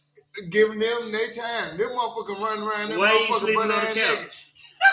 Our dorm room was bigger than this room right here, but it was open. The only thing that was closed in the dorm room was our closet. You really proving my point. No, I'm giving him his space, but that motherfucker ain't gonna be running around that motherfucker screaming and hollering. But but what I'm saying is you trying to take the screaming and hollering to the next level. It's one thing when you hear a motherfucker fuck, dog. We ain't talking about excessive shit. You that what you? No, I did not. I read what they said. A motherfucker heard them fucking. How did that asshole catch your attention? Because I was reading, it was the only one that made sense. You should have seen the rest of the motherfuckers. I guarantee if I would have read the first 10 that I saw, you would have been like, this bullshit. That motherfucker was the only one that was interesting. But that don't make sense. It do make sense. It make because the only thing you going back to is she ain't paying rent, or he or she not paying rent. But anytime you and your partner feel to get intimate, dog, you can't say nothing. Okay, so that means he ain't paying rent. That means she's not paying rent. Or she's not paying rent, but let's say she got a big test coming up tomorrow. She at the library. She come home, y'all screwing in the living room. She ain't supposed to say shit. That's not what. But listen to what I I said that. I said that she's not paying rent. But you putting stipulations on the shit. No. They are in their fucking room, in their home that they lended out to you. If you got a test, Let's go back. You know what? You know what? No. You know what? I'm gonna send you the whole am I the asshole? But no, because I'm giving you my ending. I think it's disrespectful. Listen to what I'm saying. You made adjustment. They even said in this shit they made adjustment to her request. What adjustment did they make? Y'all might be a little too loud, so okay, we might wait till she go to sleep. And all this shit. Da. But still, dog, you can't tell a motherfucker how to fuck in their house. I get what you're saying. You can't get what I'm saying. No, I just told we're going to have to agree to disagree. No, because you somebody's disrespectful. No. I think it's disrespectful. I really asked me my opinion. I really feel like you bullshitting me because you adding all the other bullshit too. I think it's disrespectful. You adding all the other bullshit too. If she has come to y'all and said, "Hey, y'all a little bit too loud," okay, I don't want to hear. Okay, we gonna quiet down. But if we quiet down, you still hear us. Then what we gonna do? Not fuck? How you quiet down? However you fucking quiet down. See that. You heard but that's just like nigga. That shit is universal, dog. If I lose my house today and I come sleep in your couch and you and your wife do y'all thing. If you hear me and you in my house on my couch, I need a new house. Cause the motherfucking walls ain't thick enough. Get the fuck out of here, bro. Now you see that's that bullshit. That's that bullshit I was talking about. That's that bull. Like, look, he putting stipulations on everything. No, the walls ain't thick enough. You said my house. The walls ain't thick enough. It ain't. Well, the way I see it at this point, the only way they gonna be able to fuck from his side is if they in Mississippi with houses, goddamn. If they in the fucking shed. Now I'm making this man uncomfortable in his house because I don't want to hear them fuck. So now they fucking outside in the shed, and it's grasshoppers and mosquitoes and shit, spiders and shit. Again, now you gonna be like, hey, bro. No, you crazy motherfucker, move. Now your living rent free that became, nigga, you better be working in and everywhere that you can. No, because at that point, honestly, I'm gonna be the cameraman for OnlyFans. If I gotta listen to this shit, we finna record it. Hey, I'm gonna tell you something. We finna record fuck you, because you bullshitting, bro. We finna record this bullshitting, man. I bullshitting that. Hey, look. All right, this is gonna be a whole total 360 from what I done took some notes down, and I heard some, and we got three men on the podcast and one woman. I'm gonna read a statement, and I want to know, like after I read it, whoever go first, I want to hear y'all initial reaction. She gotta go first. No, okay. She's not a man. I need y'all to go first, then she respond. I'll go first. This jump right here say, as a man, the older you get, the less people check on you, the less people ask, are you okay? The less they pour into you. Why? I'm sorry. That was the name of the book. So I should have left right there. As a man, the older you get, the less people check on you, the less people ask, are you okay? The less people pour into you. Why? When you hear that statement, today's your birthday. When you hear that statement, you turned 30 today. My bad. I didn't abbreviate. Today's your birthday, so I'm gonna get it. I feel like it's half and half because, like, even though I turned 30, I feel like for me it's kind of different. Like, going to college and my relationships I had with teachers in school, some of my professors still check in and pour into me. But when it comes to just everyday people, I kind of feel like yes and no. Because as you get older, people start to branch off, and then a lot of people feel like once you get older and branch off, you supposed to learn more and not need them. Not necessarily saying you need them. But I feel like as a people, the older we get, the closer we need to get to people. Okay. You said cause what? Cause I feel like you can't do life by yourself. True. Damn, you just, hey man, you really just made the whole. But I want to ask Sandman because he been a mentor for a lot of us, and I'm gonna read it again, and I want to know what when I read it when I read it, just gonna start saying whatever come to your mind. As a man, the older you get, the less people check on you, the less people ask, "Are you okay?" The less they pour into you. Why? I really gotta disagree with it. Number one, my dad is still living, so they pour into part. I always got him right there, still talking to me. And another thing, me being the youngest grandson on that side of the family, I got cousins I talk to, daily. We do silly shit, but at the same time, they still imparting wisdom, to me. Because with the exception of one, man, it's at least a 7-year difference between, us. Yeah. But me looking and receiving advice and man, I embrace this shit. I don't care how old I am. You know what I'm saying? I love folks talking to me and giving me, hell, we done did tonight. You 20 years younger than me, and you done told me shit tonight that, as older you get, the older you get, the more you have to learn. Yeah. You know what I'm saying? Because shit changed.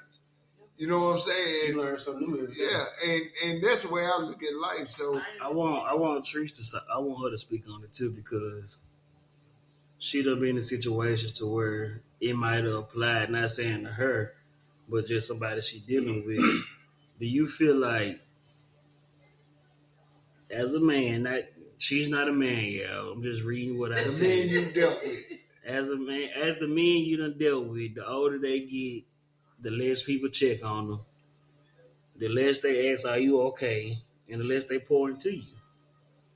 We're just talking about men, right? We're Right. just talking about. Well, we dealt can with- talk about men, and then I But the want you men to you dealt transition with. into what you was gonna say. Well, the men that I dealt with, I've always tried to be in their corner, and I've always tried to pour into them because I can see your surroundings better than you probably can in some situations. I'd be like, hey, I know you want to do this, but let's sit and let's talk about this. Let's think about it. Let's see every aspect. If we do this, XYZ could happen. Or if we don't do this, this could happen. So, looking at everything that could weigh out and then you giving me your opinion, what you think may be the best route. All right. Question for you. Okay. Did they have dad, granddad, uncles in their families that they should have been looking into? Or they should have took their road. Yeah.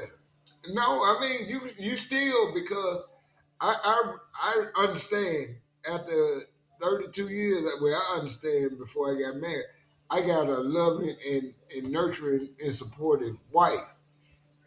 And she gonna be on my team, but she at the same time when I fuck up, she ain't never had a problem calling her dad and my dad and what, hey, y'all need to talk to this crazy mother. But the reason I said that before she speak, I went back to just like when I first came in contact with you.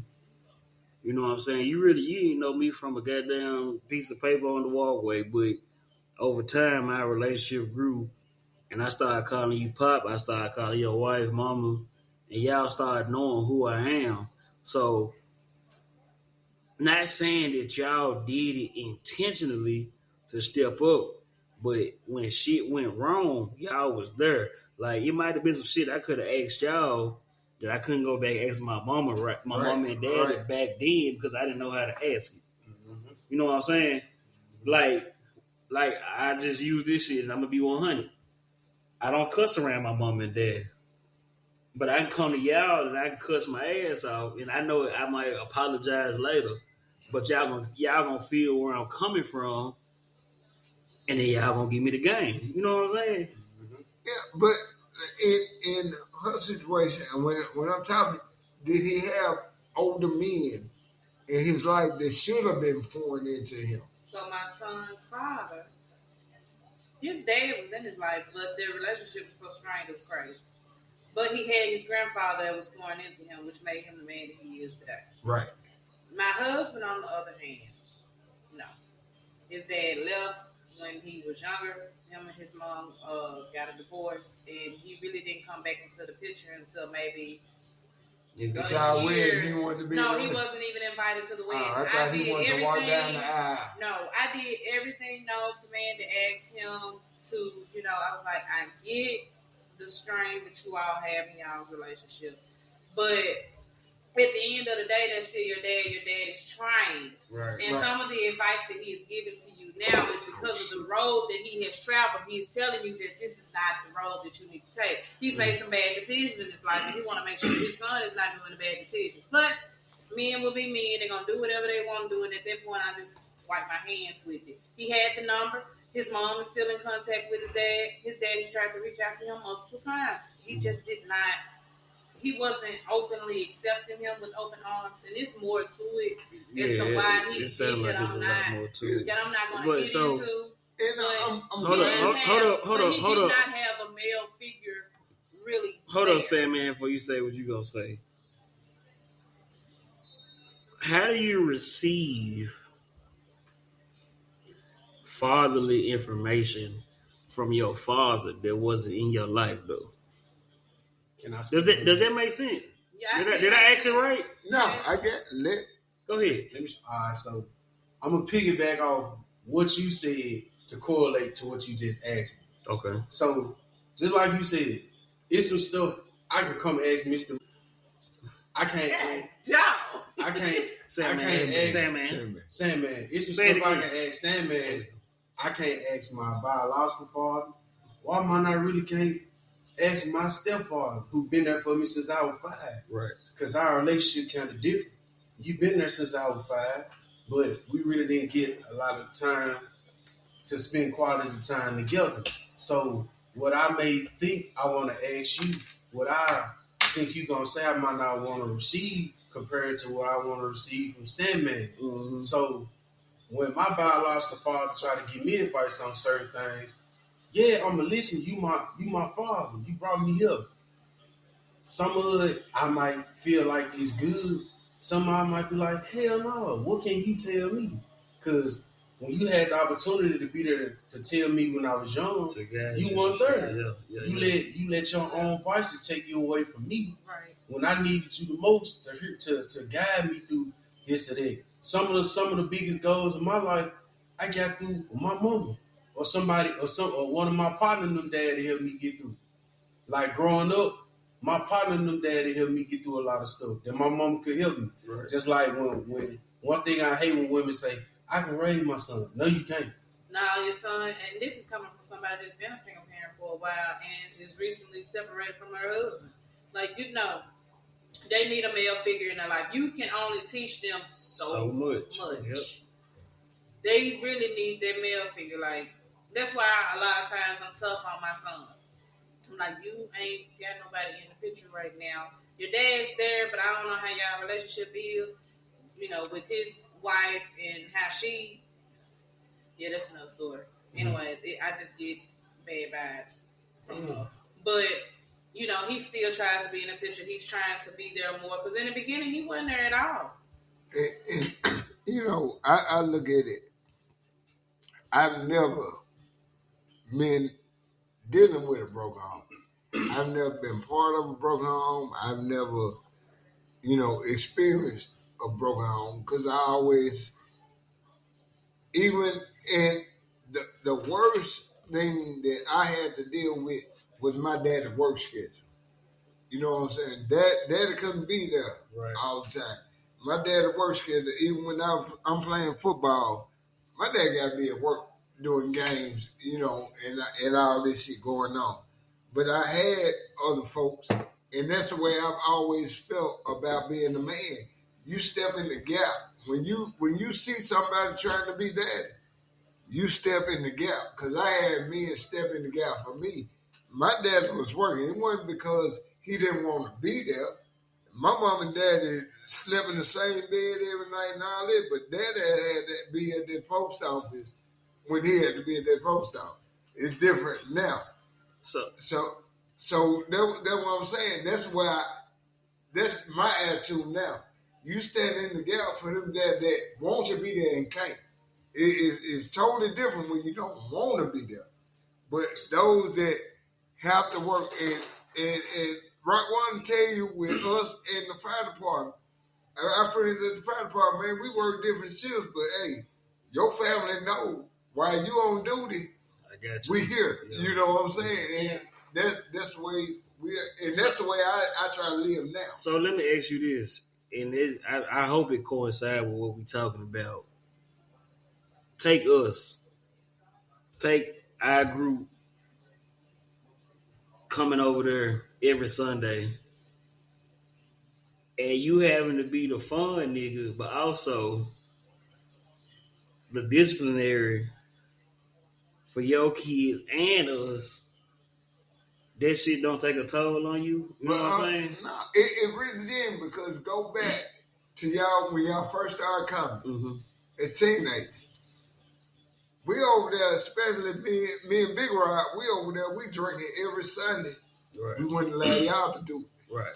We wouldn't allow y'all to do what we do because they were underage. Y'all could not do it. Y'all could watch. Y'all gonna come have fun. We gonna play games. Y'all gonna do that. But me and Big Rod, we drinking, we doing this. Y'all better not bring your cup to what we were doing. we would not allow it because we knew what being fathers meant, and we knew what being men meant. And I knew as much as your mom would come over, your mom wouldn't allow you to come over there if your mom knew you were coming over there. Getting mad, right. You know what I'm saying? She knew when you came over there, you was in good hands. Yep. Right. And that's the way I look at it, man. We would not allow that to go on.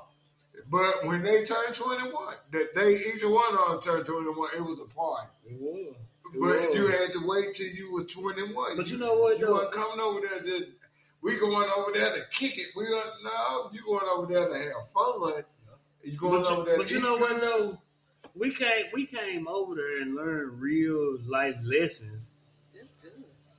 Unintentionally. That's wonderful. Like we coming over there to just might be a Uno night. Y'all might be cooking chicken and all this shit.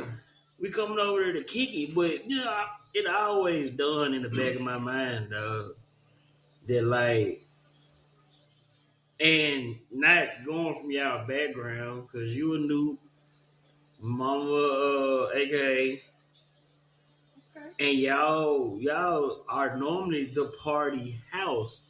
If that's the right wording, not the party house, but y'all normally throw events, but to just have, and I don't know if we the first one. We probably was the first and only ones to just come over there and y'all be like, I got y'all. Y'all knew us by name. Y'all knew what we were going through. All this shit. And let alone what y'all got going on as a family in that house. Y'all put this shit to the side and deal with us. Just like you remember the first time I got drunk and the motherfucker I was dealing with got drunk. We outside in front of y'all house arguing and shit. Y'all was like, man, y'all bring y'all ass in the house, let's talk about it. And y'all probably was tired as fuck. Y'all ready to go to bed because y'all had to work Monday y'all morning. been hosting and shit. We did. And y'all sat there and had a conversation with us like, man, why the fuck are y'all arguing? And when we was like, I don't know. I'm gonna say this, that, and the third, and get the fuck out of my house because we gotta go to work tomorrow. You know what I'm saying, dog?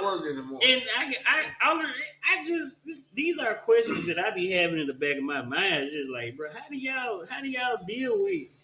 But on the real, man, when you want to pour into people, right? And you got it because somebody poured into me, right? And I promise, man, Lord rest his soul. I ain't gonna call his name.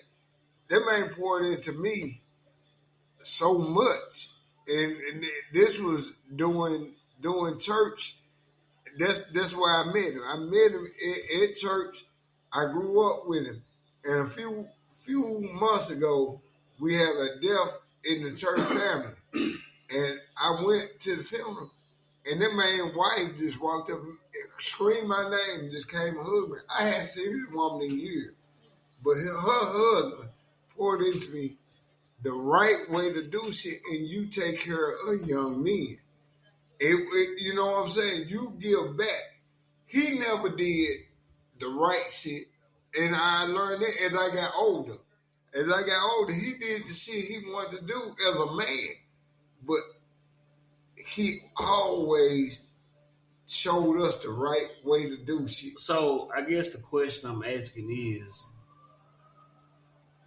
did it feel like it was something that was just you had to do, or you was like, or y'all was passionate, man, we got a group of kids that look up to us. Let me tell these folks what's really going on in life and all this. But and all it this. still go on today.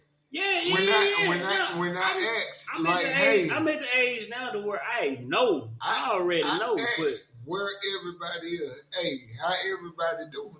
It wasn't that I did it for show. Man, I did this shit because that's how I was brought up. I did this shit because the folks in the neighborhood poured into us. You know what I'm saying? And y'all come to my house. The only motherfucker I lost and I said on here is the motherfucker that was my child. That's the only motherfucker I lost. Yeah, we ain't gonna say her name. We know you talking about. But if you go back and look, that's the only motherfucker I lost. Everybody else was on my team. You know, because, hey, man, you come here, it's a safe space, but you let your folks know where you are. Mm-hmm. You know what I'm saying? This your safe space. You can talk. You remember the hot seat? So did y'all did and I know the answer, but nigga, like I said, this ass shit, we can talk about it.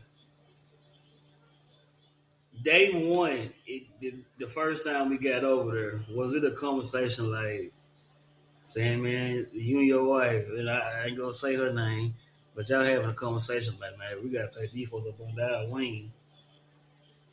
No, like, I really don't think it was ever that conversation. You know, y'all all used to work out together. You're right. And the first conversation might have came as, hey, I'm making them work out. You got to cook. They got to eat when we get back. This, that, and that. I think that's how it all started. And then it went to Sundays. Because if you remember the workout crew every day. Yeah.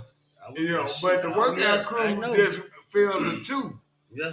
It just fell the two of y'all. But then, like, on Sundays, everybody come through. You know what I'm saying? But we got to cook. It wasn't that mom and daddy wasn't cooking. It's that y'all at our house let us, you know, do it. And it went. But you know what though? I ain't gonna lie. And let me say this first. I'm giving you your flowers. I'm giving your wife your flowers, and I'm giving your daughters their flowers because get two of them. Get two of them. Get two of them. Because I ain't gonna lie, y'all didn't have to accept us like that. It could have been real tension in that motherfucker. Even when our group was beefing with somebody that's related to y'all held it down, man. Look, I appreciate everything y'all ever done for us. But no, what I'm saying is y'all made this shit look so fucking easy, though. Like, cause I don't think the average person can take a group of motherfuckers that's getting ready to graduate high school or graduate high school. It is not 1, 2, 3, 4, 5 people. It's like 16 of us. Yeah. It's like 16 of us, and y'all like, come on in, sit down. Yeah, we dinner be ready in a minute. Before we fix y'all plate, we gonna pray. And we had to do it. Like, it was like no bullshit. It'd be certain shit that I didn't eat: cabbage, red beans and rice, shit like this. And I'm over here with y'all. I'm like, man, I gotta eat. Shit, we been on the motherfucker a few hours. They in the cook. I gotta eat. And I might go back home. My mom and them cook this shit. I didn't know you ate cabbage. Well, shit. Hey, I had a group of motherfuckers that was like, man, look, we're gonna take care of y'all. We're gonna make sure y'all eat. But one thing y'all ain't gonna say, y'all was over our house and we ain't feed y'all. But y'all made this shit look so easy, dog. And I look at it, I be looking at this shit, I just be like, bro. And I know Treese went through the age. Nor didn't go through the age of our oldest child. Mm-hmm. See, yeah, Treese went through it. Our oldest child, man. Our oldest child made us embrace y'all because y'all was so much different from her. Like, this is the way a teen, because we ain't never had no fucking teenager before. And she was off the fucking chain. Like, we really don't know how to deal with her other than putting our hands on her, which, hey, man, I know we on air. It was nothing. It was okay back then. We got our ass beat. It's okay. Yeah. Not by them, but hey. But it's okay. Y'all were totally different. Y'all kid were totally different. I can start naming names and I can go down the list that was totally different. She might have had a problem with y'all being there.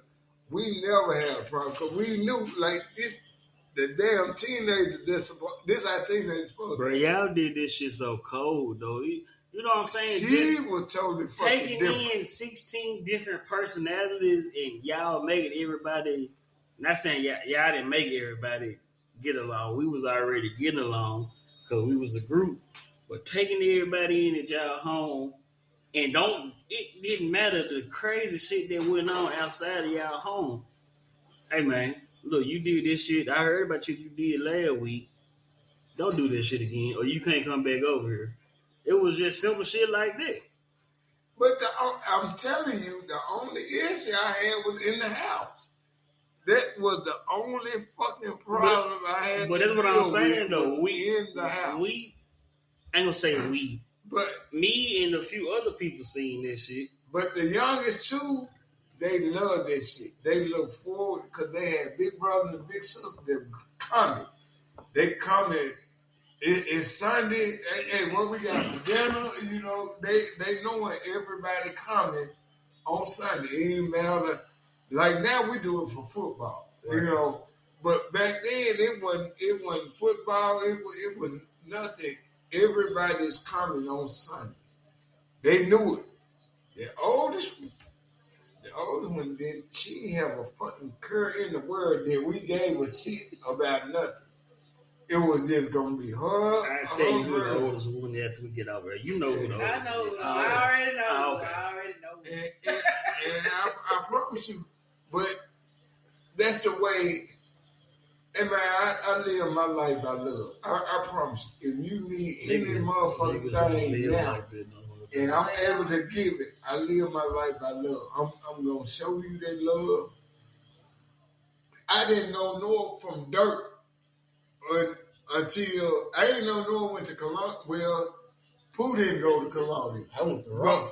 But when they went to Overton, Noah became a kid because that's all I heard was Noah. And you know what? I'm 5 years older than Noah, and this how I knew I was kind of making an impact. This nigga used to just hit me up. I'm a truck driver. Hey, big bro, thinking about doing this, then the third. I was like, shit, do it. Bet. You know, we didn't really have much conversation. That nigga sent me a picture of his learning permit. Hey, I got the learning permit. What I need to do. Nigga, be calm, listen to what they telling you, and just drive. You know what I'm saying? I was telling this nigga this shit, and I'm like, Am I pouring into this nigga? You are. You are. I'm pouring into this nigga, and I didn't even realize it, though. Even though he didn't go that route, I still had an impact on some of the decisions that he made to get there. He felt comfortable enough to come to me and be like, bro, look, thinking about getting my CDL. I want to do this, that, and the third. I did a mentoring thing yesterday at an elementary school in the city, and I put you on, but you at work when it's going on. But you know, and I've done them so many times. Yesterday, the crowd we was in was the most disrespectful crowd that I ever. I promise you. And it was probably the smallest crowd. What was it? Elementary, middle school? It was middle school, 6th, 7th, 8th grade in South Memphis. And they were so disrespectful to the point that us sitting on stage who were, you know, the presenters. I ain't gonna call them that. Yeah. But they were so disrespectful, man. And we sitting there like, dude, we could never get away with what they're doing. And one guy just stood up and he was like, hey, I'm tired of this. The thing that our black youth are getting killed for now is disrespect. Y'all say disrespect, he disrespect me, disrespect. He said, man, y'all got 8 grown men up here trying to point to y'all, and y'all ain't showing no respect, y'all. Should we kill y'all? No. We got to embrace y'all. Y'all being disrespectful as hell sitting out there. I done heard so many cuss words sitting on this stage, and I'm like, I've been doing this shit for 3 years. Right. I ain't never heard the language I heard from the smallest group of folks. When you pour into people, you expect something out. But when you see it was one statement that made was made yesterday where I expected the biggest thing when they said you learn from your daddy how to do things. Normally, when we in that group, you hear my dad ain't there. Not one person said my daddy went at the house. Ah. But what y'all dealing with is y'all environment. Dad is at home. You disrespecting dad the same way you disrespect me on this stage. Right. And man, I promise you. And I love doing it. All right. When I got the thing, because you have to go get fingerprinted, you got to do all that.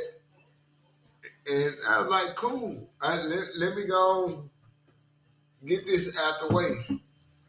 But man, they were so disrespectful. I ain't never had no kids.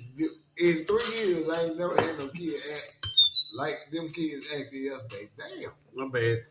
How old is Nobel? Come on, get your head chopped. How old is your oldest? 14. That's the age I was dealing with. Yeah, a lot of these teenage kids, they disrespect because they grew up in an environment of disrespect. And I feel like they ain't had nobody really to show them what respect was. Right. Like they only respect what they see on TV or social media.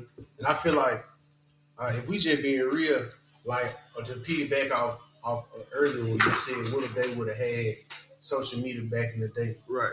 Yeah, social media made a lot of niggas who cowards who like they gangsters. Right. Yep. Right. You can be tough head behind a computer screen, but when it's time to fight, you gonna tuck your tail. But they say you ain't gonna bust a grape in a fruit fight. Exactly. Yeah. A lot nowadays, like niggas be so tough. I got these guns. If you take guns away, a lot of these niggas soft as hell. Soft as fuck, fool. Like, but you know what? Niggas ain't grow up fighting each other. What I don't understand is though. Yeah, okay, niggas get guns. That's the way to go. Motherfucker get guns. We don't condone this shit. But it also comes back to like who is pouring into their life or who is not pouring into life to where they know. Because I mean, granted, you going to get the ones that's going to stray away. They think they're a street nigga. They're going to do shit. But it's like, bro, it's so much more life out here, dog. Like I look just in our neighborhood. Hey, man. In our neighborhood, niggas growing up right now in $200,000, $300,000, $400,000 houses. How they make you a gangster? You ain't no gangster. You ain't no gangster. You're a keyboard gangster, maybe. But see, that's what I was getting at, though. And like, that's why I say when you hear gunfire just popping out, like, nigga, you in a $300,000 house. Why are you shooting? Where does that aggression and anger come from, bro? Because they want to be like people they be around. But check this out. I grew up around motherfuckers that was killers. Grew up around gang members. Grew up around pimps. All this shit. I had never wanted to be like none of them niggas. Like that's you though. Some niggas like this. But listen to what I'm saying though is everything you just said is what I grew up. I never wanted to be this shit. And granted, I was most of these folks be in a 2-parent household. Let's just say the ones this night. How is that the life you see for yourself? Like I knew like the first time I got put in handcuffs, bro, I cried. I was fucking boo-hooing. And the officer was like, hey, you better stop all that crying because where you going, they're going to take advantage of you. And I was like, what kind of fucking shit is that you tell the motherfucker that ain't never been locked up before? What do you mean gonna take a... Now, I can fight.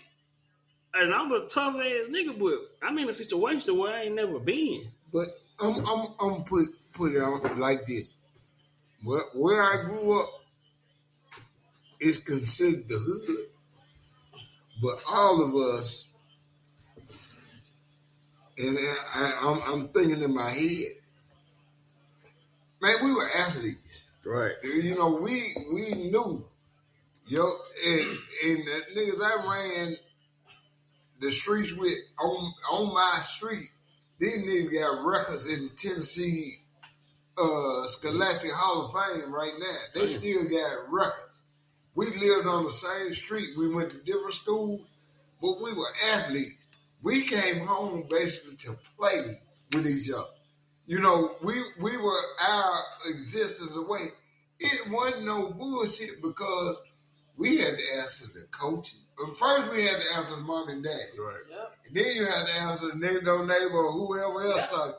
But then we respected our fucking coaches enough that your ass wasn't gonna be in no trouble. Everybody that I can think of right now, male side, we were athletes on my street growing up. Everybody was fucking athletes. These motherfuckers won state championships. I never won a state championship. These niggas were winning state championships. Doing shit. They knew to stay out of trouble because when you got in trouble, you got in trouble on that whole motherfucking street. Yeah, everybody was on your You ass. got in trouble on that whole street. So, Because your name in the newspaper, like why you doing dumb shit today? Because your name was in the newspaper Friday. where did this shit fall off at, though? Because, like I said, I remember a time was, and I'm going to use Trees. Let's just say me and Trees' best friend, I go over her house. My mom going to be like, if he act up, you can whoop his ass. Yep. You know what I'm I saying? can tell you where. And I had to be like, you want to do what? Your mom ain't finna whoop the fuck out of me. Like, no, let's I'm telling you where It ended with us. It had to. when they took Because when now they you took can't corporal do that. punishment Nah, out we of still school. got our ass beat too. No, I'm when saying- they took corporal punishment out of school. It ended with us. Yeah. But you know what? Corporal punishment wasn't that bad. No, it Nah, wasn't. it wasn't. It was wasn't. like if you sit there and think about it, dog.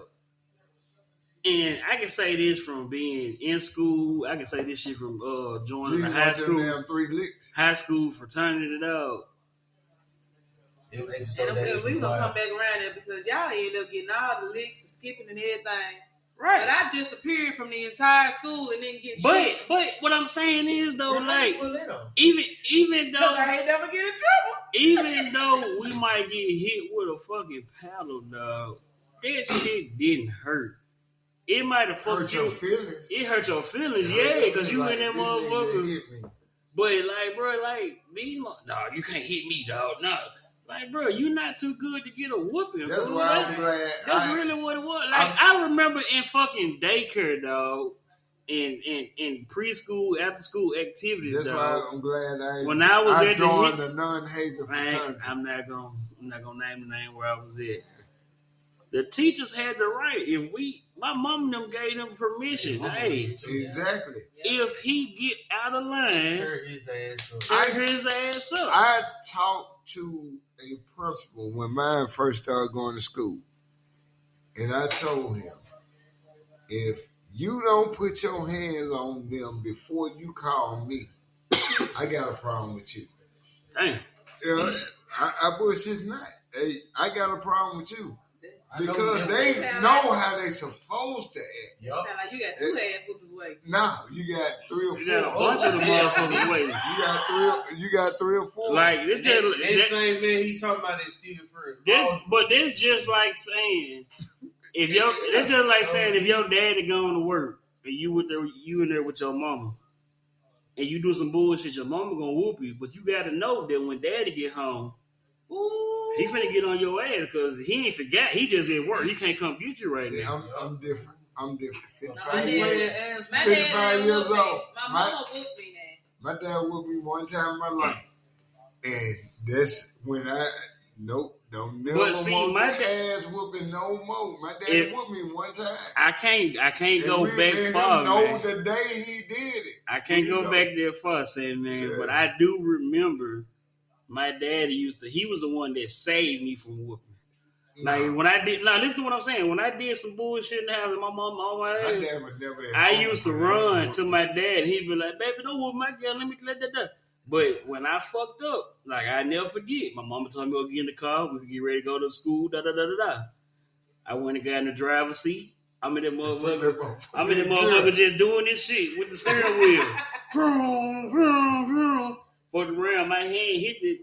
This is when the grip shit was on the steering column. That bitch went in reverse. Mama! That bitch just rolling. I don't know what the fuck to do. And then I'm scrambling so much, I just so happen to hit the brake. The hell stop. I said, okay. Then I opened the door, get out. That That bitch started rolling. I went out and said, Mom, the car going across the street. She said, all right, stay right there. I'm like, okay. She would have got that motherfucker back. I don't know where my daddy came from. That nigga was at work. But my daddy, I always tell folks, like my daddy from the country. Him and all his brothers and sisters got big ass hands. All I read, that motherfucker said, you did what? Hit me with a hand. I did like 4 flips in my mouth. That nigga hit me so hard, I did like 5 backward flips, bro, dog. I ain't bullshit, but me and my dad got the same. My dad whooped me one time. We ain't talking about the punching when I got older, cause that man, everything I got, I earned. I promise. I did some dumb shit. I passed my dad on the interstate one day, and I hadn't been home in like 2 days. I was in high school. Nah, you bullshit. Yeah, I was kicking. You were bullshit so hard. I passed my dad on the interstate. He getting off work. I'm on the interstate. Man, I go grab my dad like, I'm blowing his ass. Like, it ain't shit. Man, I go do what I'm going to do for a few hours. Man, I get home, I walk in that motherfucker, have my damn. Wow! I'm like, man, what the hell? I'm like, man, first, why the fuck you doing? I was probably doing 70 or 80 on the interstate back in the 80s. Like, what the fuck? Hey, lifers, man, look, this is the shit we talk about. You know, we say laughing at the laughing now. This is the shit you gotta laugh about because you know you was on bullshit. I was on bullshit. You know, a lot of shit you did as a kid was bullshit now, and you like, I deserve to get my ass whooped. I hadn't been home in like 2-3 days, and I'm in high school. Hey, like, so I got another saying though. We're gonna transition a little bit. This some deep shit I heard. I just had to write it down because I wanted to hear what my folks gonna say about it. Somebody posted this shit on social media. Shout out to 85 South Show again because this is where I heard it from. They said they saw a post that said, nobody told me the steps back was part of the dance move. And when I say that, you know how they be like, man, I took 4-5 steps back. And I fell out. Nah, nigga, this is all part of the whole dance move. Like, you gotta fall, or you ain't gotta fall. You gotta trip. Look. Hey, hold up before I go on, because they gonna fuck with me. I fucking around the field the other day. Yeah, that was coming. And I put this shit on social media. I put that shit on social media. I don't think you hear it.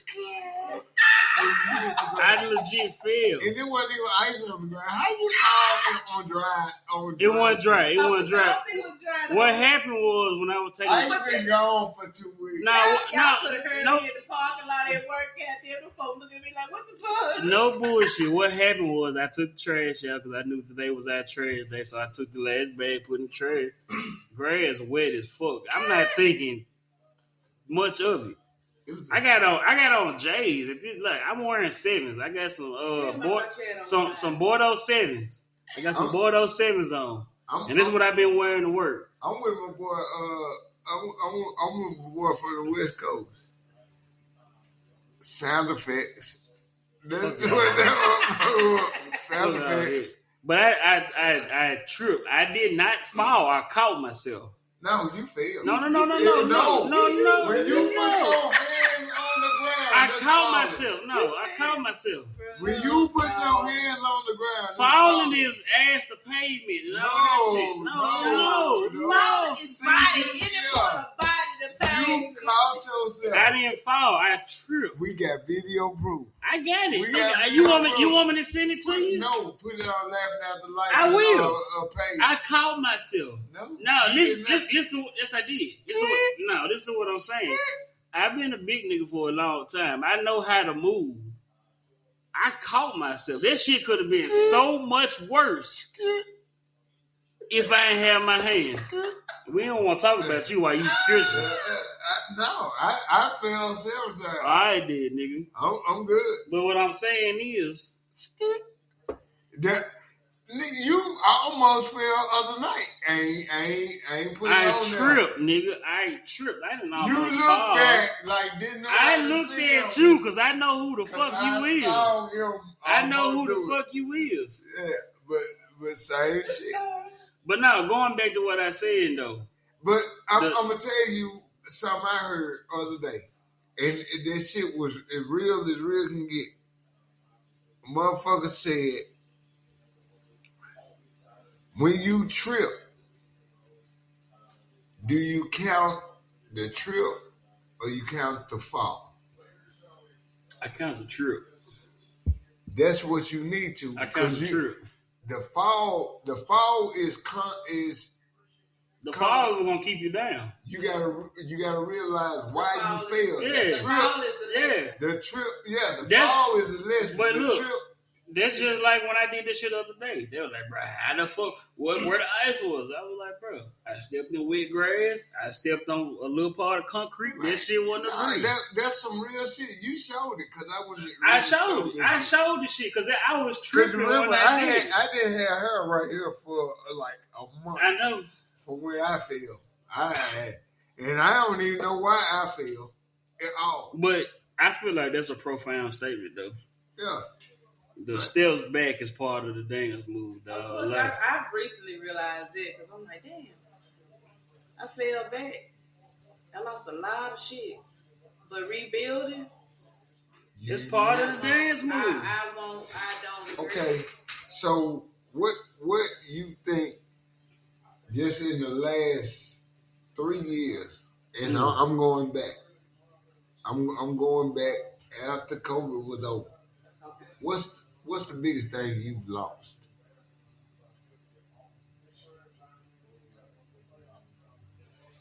So you can't you I can't answer that. What's the biggest thing you've gained?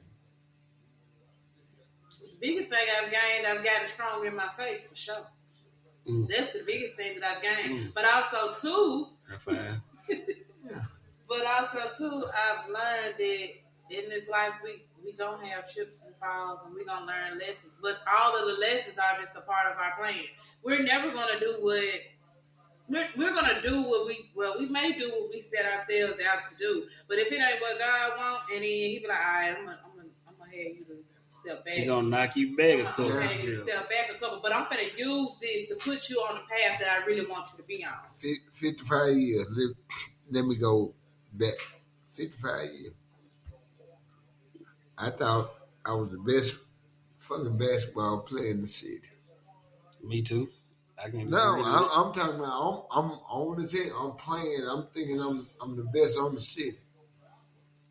Until I play with dudes that's better than me. But while I'm playing with them, we winning a championship. But at the same time, they're not better than me. In my head, I'm better. I'm with you. I'm with you. I'm better than them. And I'm talking about this before Tennessee had state shit. We didn't won city championship. I'm with my boys. We all split up. We go to school. I go to the next school. I don't even make the team. Like, I'm coming from... But you didn't make the team probably because of crazy shit, but you knew you were probably better than half of the motherfuckers on the team. And that's my thing. I don't even make the team. I'm coming from a city championship team, a starter that's balling.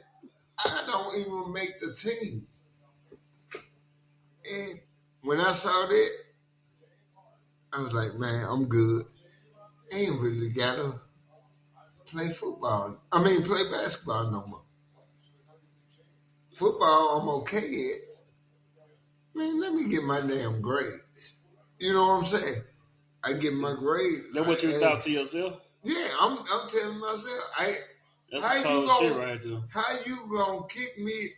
I'm down the street. I'm on the best team it is in the city, and I don't make the team for the school down the street. The varsity team. Yeah, and no, I don't make JV.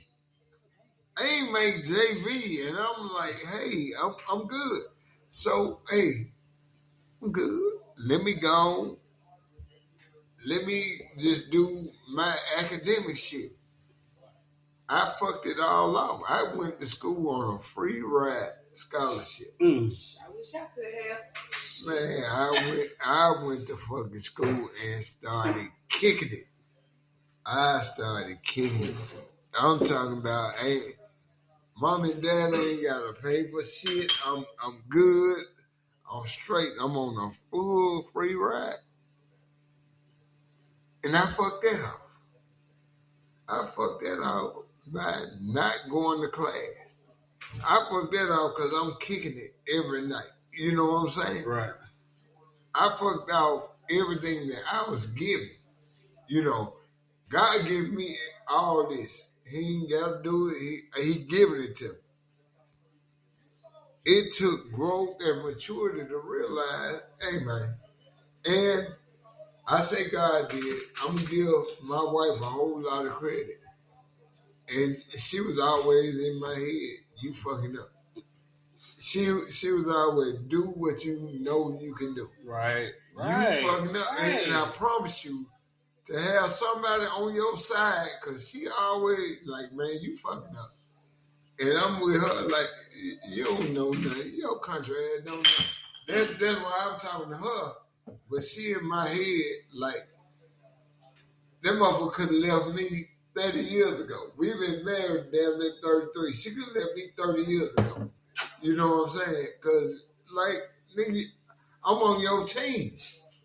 And you got to listen to people around you that's pouring positive shit into you. Because everybody ain't pouring by it. A lot of folks saying shit. They're just talking. A lot of folks saying shit. And she was the one. Like, the day I graduated from college, I wasn't even going. Mama called me and like, if you don't have your ass at this motherfucker, I told him before I get there, like, man, I'm not going to no graduation. No, I'm good. I graduated. I'm straight. But I'm like, no, we done put too much shit into you. You know what I'm saying? Mm-hmm. When people pour into you, you got to accept it. Gotcha. That's what our folks not accepting right now. We're accepting people pouring into us. What we're accepting, and honestly, I'm gonna be true. You know how we talk about church and religion. A lot of times now we look at anytime anybody trying to pour into you, you trying to be religious, no, I'm trying to be real with you, right, as a person. It ain't so much. I want everybody to come to Christ. That's my end game. I want everybody to come to Christ. But your life, I want your life, man, you do right. You stand on the right side of the wrong. Right. And I told you yesterday, the thing I did yesterday, it's Black History, this, that, and the other. I told them, you know what I mean? Y'all history. You are history. You can be on the good side of history, you can be on the bad side of history. You know what I'm saying? But you're going to be history. Your history might be, man, that motherfucker got 30 years of life. You know, or that man got the biggest damn commercial real estate empire in the city. You sitting there, you make that decision. Look, watch this. I'm going to ask a question. Noah, I know you play a big part in mentoring and tutoring kids younger than you. Mm-hmm. How you feel about this shit? About mentoring? I'm just saying, like, how you feel as far as giving? Look at my hair, y'all. Look at it. Look at my hair. Look at it. Look at it. Look at it. We can hear it. I should have got this video too. I didn't even open it. She didn't like it. She didn't like it. Okay. She didn't like it. Oh, yeah, I'm turned. He's so turned. Mommy, I'm twisted. But yeah, though, how you feel about? And you know what? I was one of the ones that did the Big Brother Big Sister program. You know, I did it with one of my partners at the time. We did that shit together, and he had the motherfucker. He was tutoring. I had the motherfucker I was tutoring. But I go back and look like, damn, like, did I impact this nigga life enough to where the shit he wasn't understanding, he understand now? And I know you look forward to doing this shit because you worked at a school. Hey man, don't play that video no more. He just said he had to. That's it, grandson. I understand. How you feel about this shit though, dog? Like as far as giving back to the kids and all that shit. With you being as young as you were and are right now, did it feel like a necessity or did it feel like it was like, you know what? Man, I did this, I done went through this shit. Let me go back and tell these folks, hey, da. Yeah, I feel like it was both. Cause like what people fail to realize, people say it take a village to raise a child. It does. So whether the village 50, 60, 22, 15, 14, 10, yeah, whatever. It could be 2.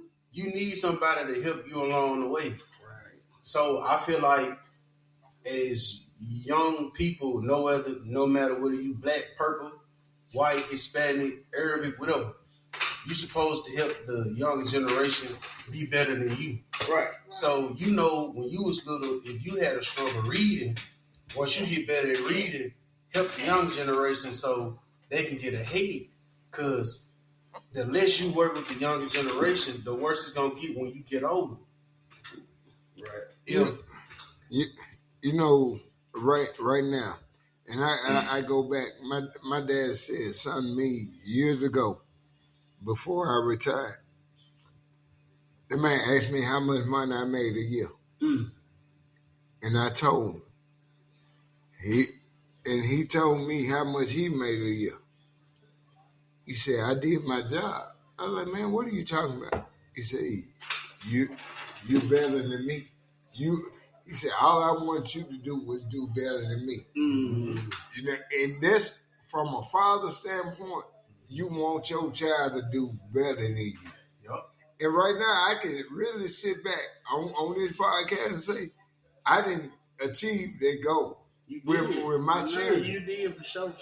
Now, their mindset totally fucking different. They still come to daddy, but they have achieved better than I did. But see, that's why I gave you your I gave y'all flowers, you and your wife, because y'all did shit that the average motherfucker wouldn't do. Nope. Y'all wouldn't take well, not y'all, but people wouldn't take a group of kids, accept them in their home, and just be 100 with them. You know what I'm saying? You know what I'm saying? Like, it wasn't a question we couldn't ask that y'all wouldn't answer.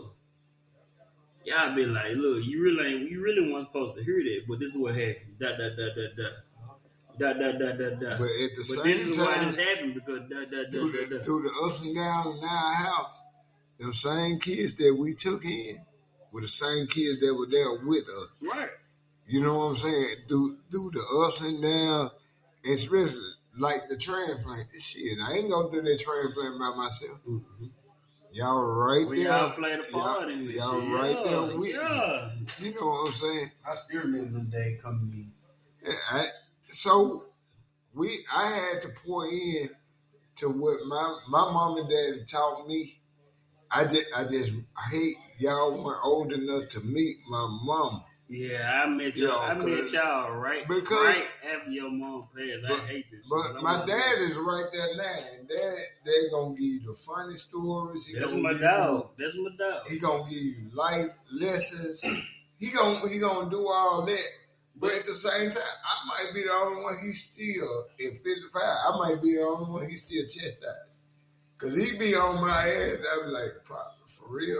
He's like, hey, I told you. But I had to do this. Look, I can go back to Trees. When me and her and all that little group was hanging out. When we skipped school, or when we did whatever the fuck we did, let's just say we go to one of our partner's house. It's leaves in the yard. Y'all skipping school. Y'all might well go and rake these motherfucking leaves up. Yeah. How many times we heard this shit? He like, damn, right? She in a skirt. I'm in a tie, dress shirt, slacks. Dude, I promise you. But I would have loved that for y'all class. I didn't get that for y'all class. I kept getting, you need to come to the school. Yeah, you had to talk. You had to come talk. I remember. Hold up. Northern was fun. Before you say that, I remember when you first came to the school and talked to her, and I held on to it because you remember I asked you about it. Once I got to know y'all, I never knew that I was gonna be a part of your family. But you remember I asked you, I was like, man, how you feel? How did you feel when you came to school talking? You were like, man, I was just there because they told me I had to be there. I really didn't want to do the shit, but they just told me I had to be there, so I told y'all what it is. And I was like, I said, bro, that's some real shit.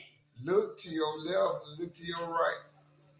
That's your friend, because you sitting here right now because that's your friend. That ain't going to be your friend next year. Yeah, for sure. That ain't going to be your friend. And I remember, I forgot the girl's name just that fast, who was sitting next to me. But I knew they weren't going to be friends because that girl, her mom and daddy was on point. Mine didn't want to hear shit we had to say, at all. Ooh, life was y'all right. I don't like all this life and shit we giving y'all, but this is some real shit we had to say. Hey, we just talking real shit though. I just want y'all to know this is the type of shit that go on when this is why this shit is called laughing after life, dog, because I don't know how many of y'all listening to us. On the real, I'm being we real. Done definitely dealt with life. We done definitely done with life. Like I said, I always use this shit. This is probably not the proper movie to use, but Snow on the Bluff. Movie? Yeah, Snow on the Bluff. Oh, okay. Snow on the Bluff, dog. I ain't gonna lie. My boy Curtis Snow said, either you gonna be the one doing it or it's gonna get done to you. Done to you. Who said that? Curtis Snow. On Snow on the Bluff. Okay, he said that shit. I ain't never watched it. But you know what? I took this shit and I ran with it. And it done been certain circumstances in my life. You weren't the one doing it. It got done to you. It got done to you. But I bullshit tonight. It's gonna get done to you, and that's why I always try to stay on the right side of shit. Honestly, I did a whole bunch of shit in my life, and I always wanted to stay on the positive side. When I got kicked out of college, when I had to go in there I fucked up because I had so much positive shit. She was like, okay, I'm going to give you another semester. I bullshit not. I had done a whole lot of shit on that campus. And my mom and daddy just said, come home. Like, but I couldn't give them folks the advantage. Hey, man, hold up. While you said it right there, you want to take a break? We're going to take a small pause for the call because I know we gave y'all a lot of shit. Yeah. Hey, we're going to get right back with y'all. I'd like to cut out.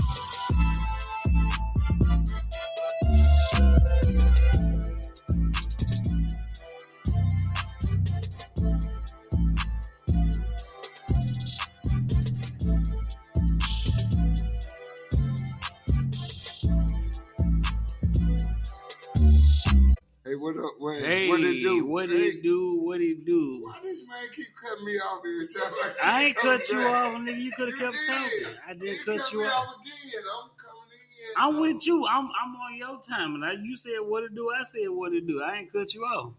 For real. Same time. That's why This your skull is quirky, because you just keep cutting me off. That's man. why your curls little. They supposed to be. Yeah, you got a ultra tight perm. Alright. He mad. I'm not mad. I get the same shit. His beard is supposed to look like my hair. I know it don't. Yeah, You missing too. And you don't. You missing too. Nigga. I'm missing. What I'm missing? A lot of hair. On top of your head, nigga. Right. Hey, welcome back to Laughing After Life, man. Y'all hear how haters try to goddamn put you down, and that's my nigga. That's crazy. That's why they need to see us. Hey man, got a question. You see how he stopped me again? Okay, we good. Go ahead now. Say what you're gonna say. I'm gonna be quiet. Watch this. I forgot what I was gonna say. No, you go ahead. Go ahead with your next topic, because your skull cap gonna fall off. Is it gonna fall off? Yeah, them headphones gonna take your skull cap off. Your hairpiece is gonna fall off in a minute too. No, I don't have a hairpiece. You sure? Come on, Tree. Pull my hair. What kind of freaky shit he on? Exactly. My shit real. My shit real. Hey man, we want to thank y'all for tuning in. We ain't done. We just want to thank y'all for just goddamn listening to the bullshit we talk about. Got a question though. In the realm of social media, is questions floating around, and I'm gonna ask a few of them motherfuckers. Why is taking me so? Answer them motherfuckers. Nigga, you know we can hear you, right? Yeah. Why is it taking so long? Oh, is it gay? Here we go. Oh yeah, we jumping all the way over. Here we go.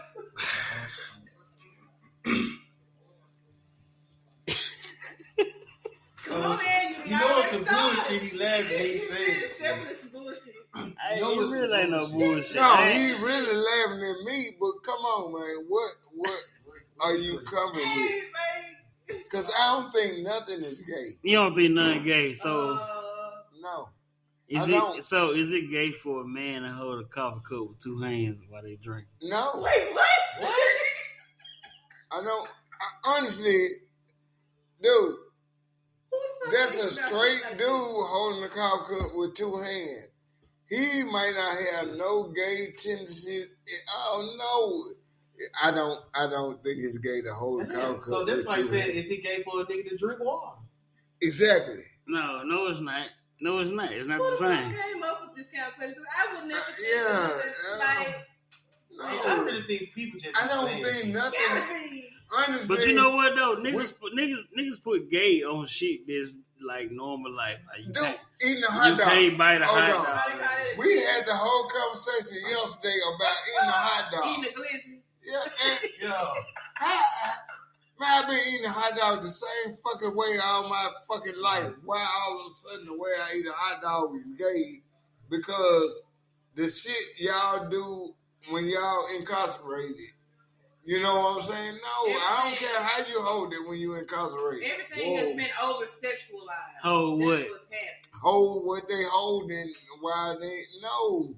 Dude, how the fuck how the hell am I supposed to eat Italian sausage? You want me to cut that bitch in pieces?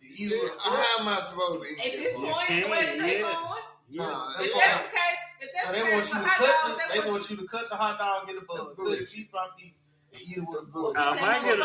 If I get a foot long corner from Sonny with jalapenos in there, I'm eating them up from Rudy to the Exactly. I don't give a fuck who watching me. But that's my whole thing. I don't understand. What I tell y'all earlier in the show, black people, we take shit way out of context. We take shit way too far. You talking about eating a fucking hot dog. How's a fucking hot dog supposed to be ate? You can't eat it all the way. How you tell me a hot dog supposed to be? You can eat that But I motherfucker a think we couple realized ways. that already with them But taking over. it don't matter. I can eat that motherfucker from the side. What you gonna tell me, man? You suck inside. You know? No, I'm telling you, You suck man. inside and straight. Yeah. Man, I hate when That's what I'm saying. That's what I'm you eat a hot dog. Your gal still gonna come eat it with you. saying. When it comes to shit, hey, I promise you. I mean, if I buy 2 hot dog combos for Sam, you don't buy nothing I offer to her, she gonna sit there and eat it with you. Damn right. For shit show. Thank you, broke nigga. Damn. Damn, okay. Well, you done add all that in the beginning, but fuck you. but I don't get that. What's your next question?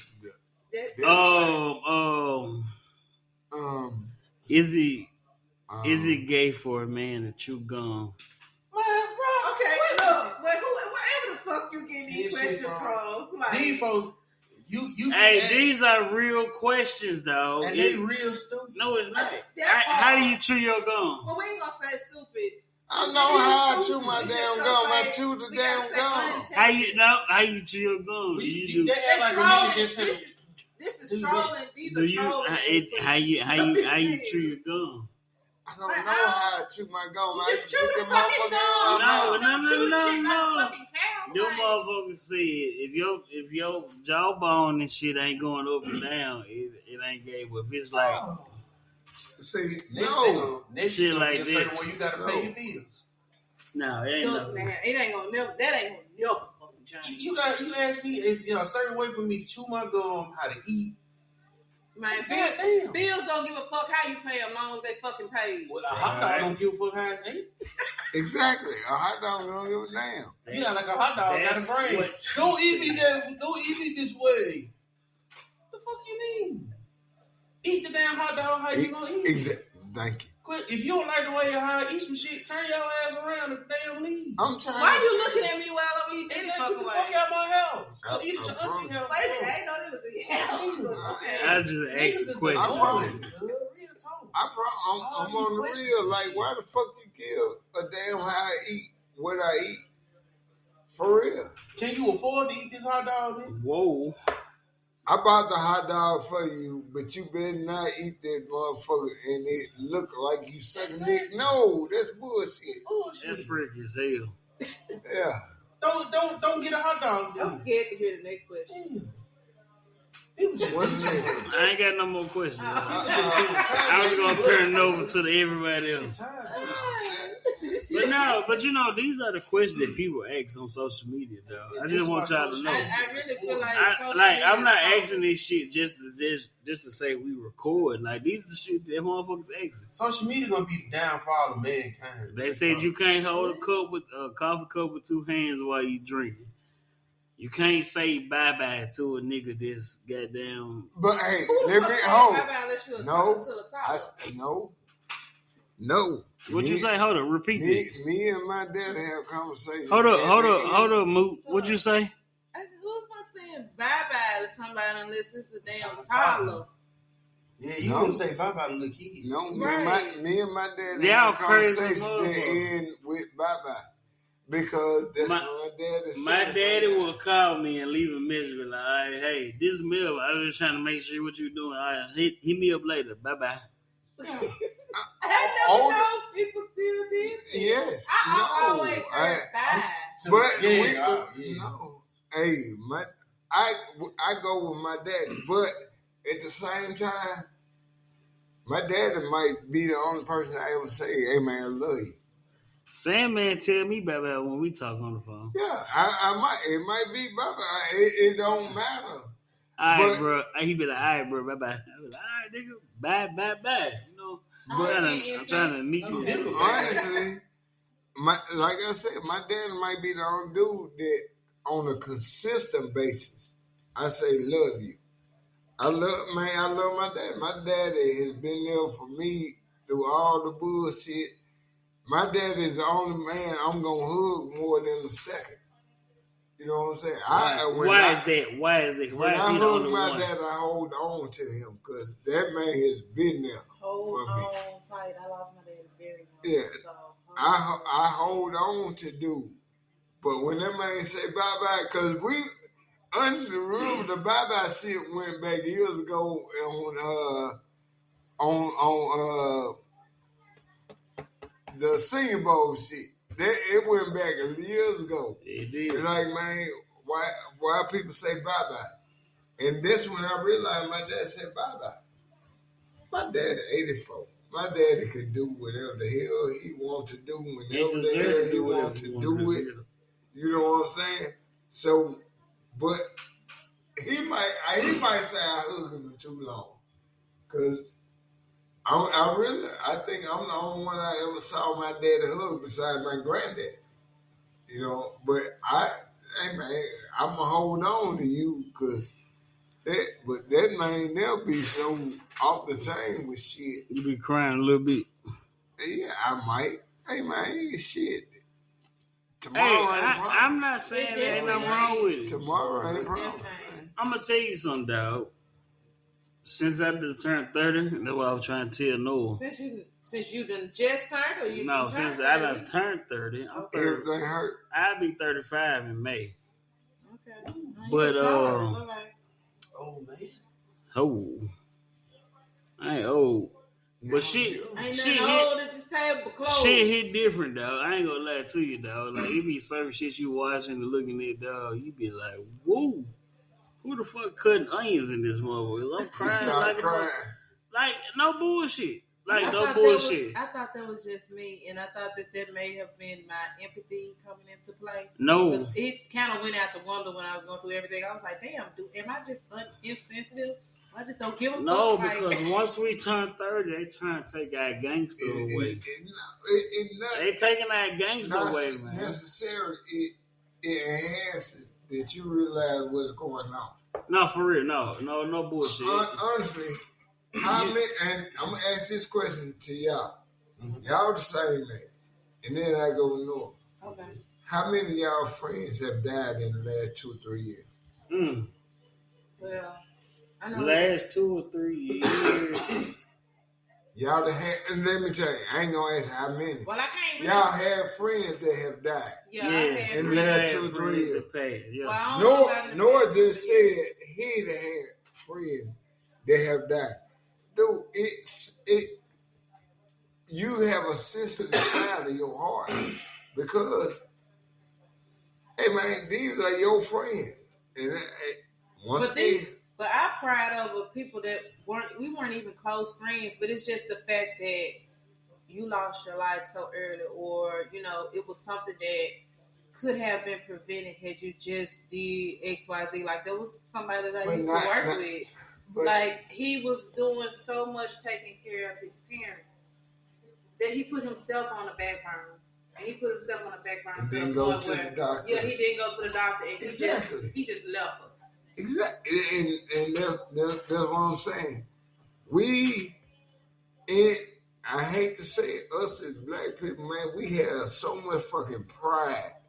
And we got so much shit going on. We gotta have that pride. No, but you don't have pride to the point that you neglect shit that's supposed to happen. You know shit that's gonna happen. Right. You know shit. You know you need to go to the doctor. I think you know you need to go to the dentist. You know, we sit back. Like, how many motherfuckers we work with every day with them insurance that want to them? For sure. I can name one. I'm married to him. And I was saying all the time, I'm like, you're paying for it. Go on, use it. Well, you take care of yourself better than me. I was like, do I need to just start making appointments? Because, I can make that happen, But it took a life-changing experience right before we split. He decided to finally make an eye appointment because he was having issues with his sight. And made the eye appointment, found out that his blood pressure was through the roof, like he should have had a stroke at some point. And he calls me, he tells me this, and I'm like, well, I'm at work, and I didn't have a vehicle. And I'm just like, well, you can always come pick me up, and then we can go ahead and go to the emergency room. We'll figure out how we're gonna pick the kids up from school and everything. But no, I don't want to do this. I don't want to do that. And I'm sitting at work trying to figure out ways to keep trying to bring it down some, at least to get me home. And then I finally take you to the emergency room next day, and they're keeping you in the hospital. Now, And like I'm sitting here like, at what point? Why did it have to get to this point? When I have been telling you all this time, you need to start going to the doctor. We're getting older. You want to be young. As black men, we do not want to go to the hospital. How? We don't want to do. I'm gonna say, and me personally, I promise you, I get a motherfucking headache that's too bad. I'm going, but I can't tell you. It's been 25 years before I went to the hospital for something that's wrong, because my dad always taught me, you take care of yourself. You go get yourself checked out. So I get an annual physical every year. But see, that's the thing. He didn't want to do that. I know. And I'm sitting here and I'm just like, how can you do this? Today, my dad went for his physical. I don't know what the results were, because they're not gonna tell me. They leave me out on all that. But it was his physical day. I didn't know today was his physical day. But he went for his physical. My dad 84. He ain't gonna say nothing if he think I'm gonna jump in and say something. But his daughter-in-law took him, and she gonna tell me everything that was going on. At the same time, hey man, I don't understand why black people, like Rock One, when the last time you had a true physical? Ooh, a true physical? You 35. I just had one last week. I'll be 35 in May. This week and finished it up. It was a couple years ago. Couple years ago. You know, last time on your ass, right? You know, this is last my profession though. My profession though. This is what it is. But you know, last time I didn't have a true physical. What was that? Probably in 1987. Oh my God. Because my dad told me, man, you get a true physical every year.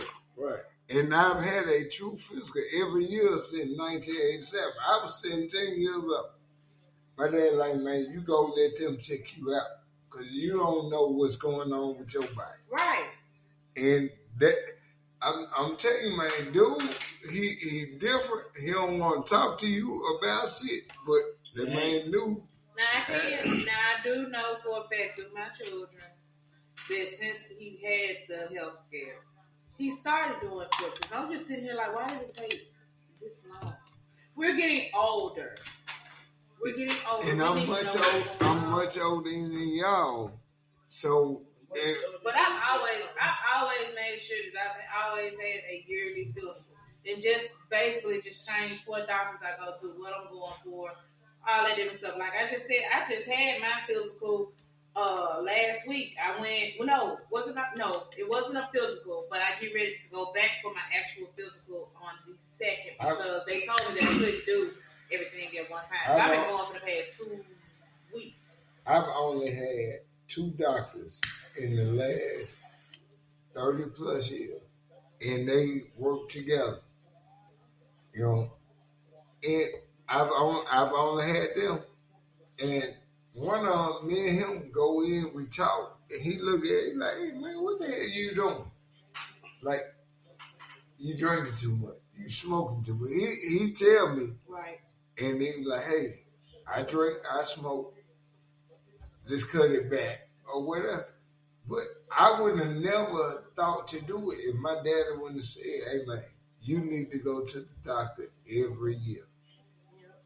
I wasn't required with my job to go every year. And it shouldn't be a requirement. And my job was strenuous than the mother. Yeah. You should want to do it for yourself.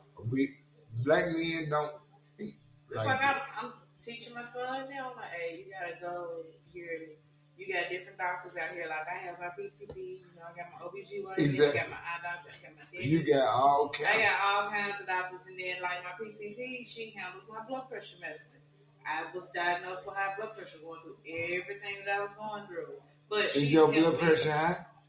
Oh yes, it's high. No, is it high? Like right now? Right now. Can you, if I bring a coffee in, do you think it'll be high? Probably because I've been drinking. No. Probably.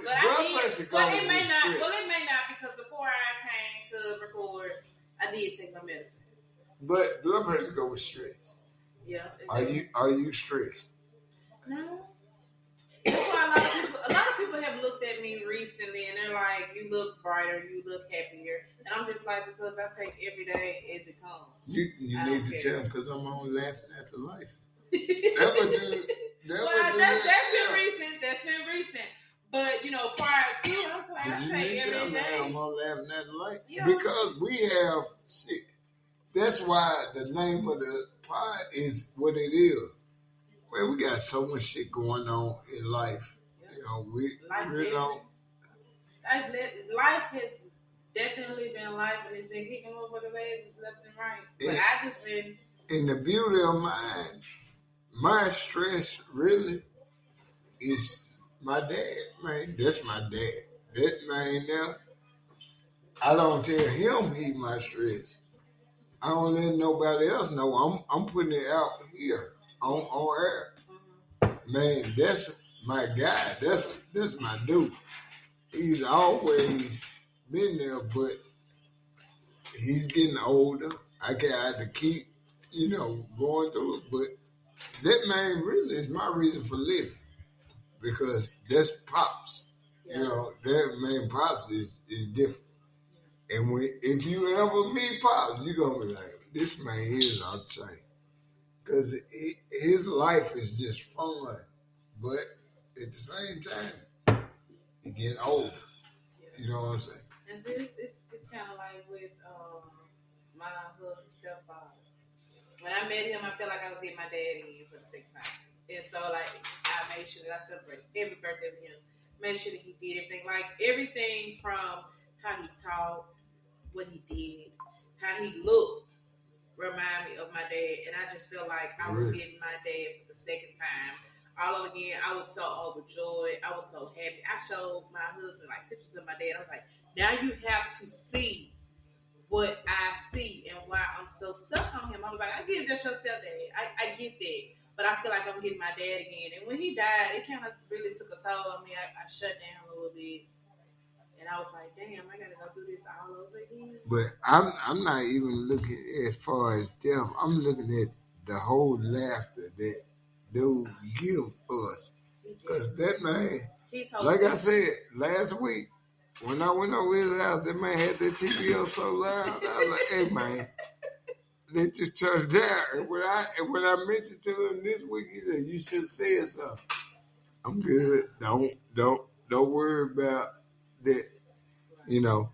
But like today, because I don't go to doctor's appointment. She go to doctor's appointment with him, and she texts me like he ain't got his hearing aids in, but I got it, and I just wanted to call him like, man, why you put yourself through that? Because she on your ass. You ain't got to go through that. Right. Just go on, put your hearing aids in. And his reason was, they said it was a chance of rain. Because that's what they told him. You can't put the hearing aids in if it's raining. They said it was a chance of rain on the news. I'm like, nigga. What? That's a big ass.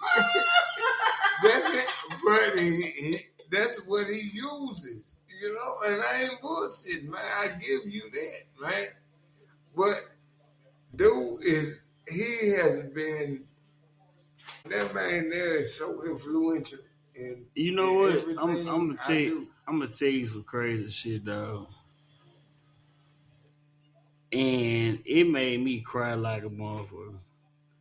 Yeah, y'all, DJ Rock went a little soft. It's okay. Everybody got a little soft side. But if you don't cry, I got a problem with you. I ain't gonna lie to you, dog. My dad got into an accident one one day.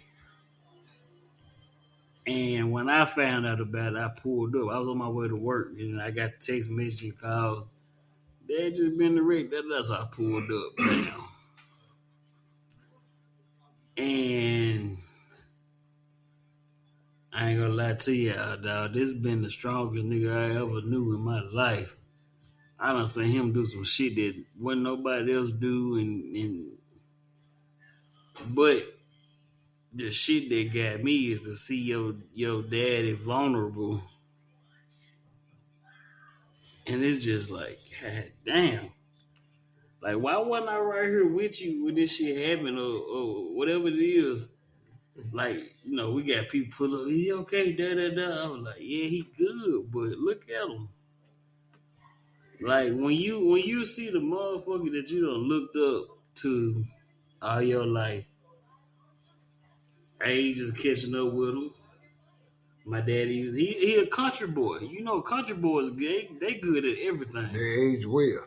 They age well, but they good at everything, man. I'm looking at my dad, I'm just like, I was like, he was scared. He ain't just letting nobody know he was scared, though. How I know he was scared because the back of his pants wet.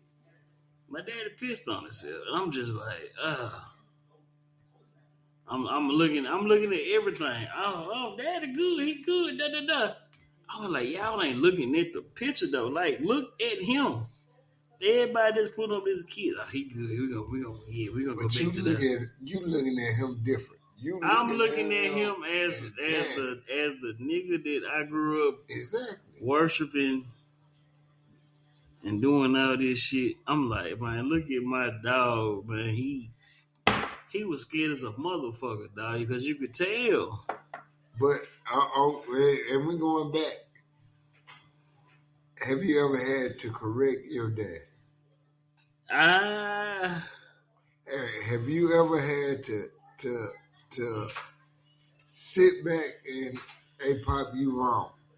No, I ain't never had to do that. I wish I would have got that opportunity. I didn't get that opportunity. I lost my dad for 20 years. I had just had my son. My son was number 8 months old. Man, that was one of the hardest things I ever had to do. I promise you, I'm driving down the street like I got to go talk to this man and tell this man he was wrong about something. I ain't never had to do this shit. It might have been easy if Mama was still living, and it might have not even been necessary. My mom probably would have chastised him about what he did.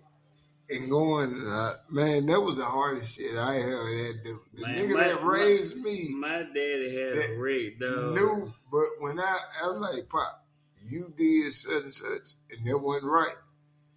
And I was like, I appreciate you coming to me. I'm like, what the hell? That was nothing I expected. I expect that man, like, you don't tell me where I'm right or wrong because I'm your dad.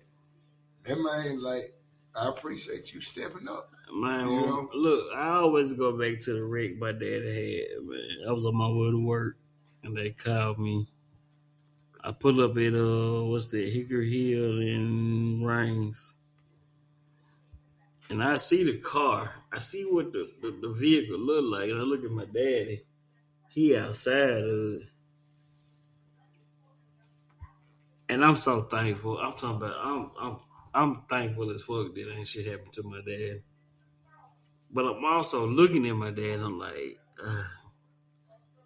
he got hit. Shit happened. I ain't gonna put his business out there. Shit happened. So I'm looking at my dad, I'm just like, I was like, bro, the strongest nigga I knew is weak as he's getting weaker. Yeah, he's getting weaker. And everybody put, oh, daddy good. Yeah, that's what he wants y'all to see. But look at him. I'm talking about, I'm boo-hooing, dog. I'm boo-hooing. My nigga is getting weak. Like, this has been the strongest motherfucker I ever knew. I done seen him do shit that ain't nobody ever saw him do. Then while you were speaking on that, I want to say thank you for seeing it. But because I didn't. He's been my voice. he's been the one to like push what it is that I'm actually trying to say in the way that it needs to be said versus the sweetest way that I can possibly do. Because I do whatever. I would do whatever it is that you ask to do, although, I'm like, I really don't want to do this shit. Mm-hmm. But I'm going to do it because you asked me. I'm losing my backbone. And she looks at me and asks me what you want to do, and I tell you that, and I have to sit there and watch these people constantly like try to bring my dad back, and there is no ends, and it gets to the point where it stop because you just gonna break his ribs. Right. But they go back to what we were talking about earlier about being the man running things. When you do that, you got people behind you.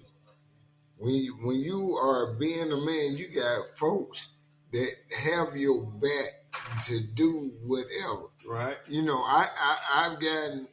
I've got orders from my dad today that I don't like, but I know what my dad say he wants done. But at the same time, those orders weren't in place when my mama was living.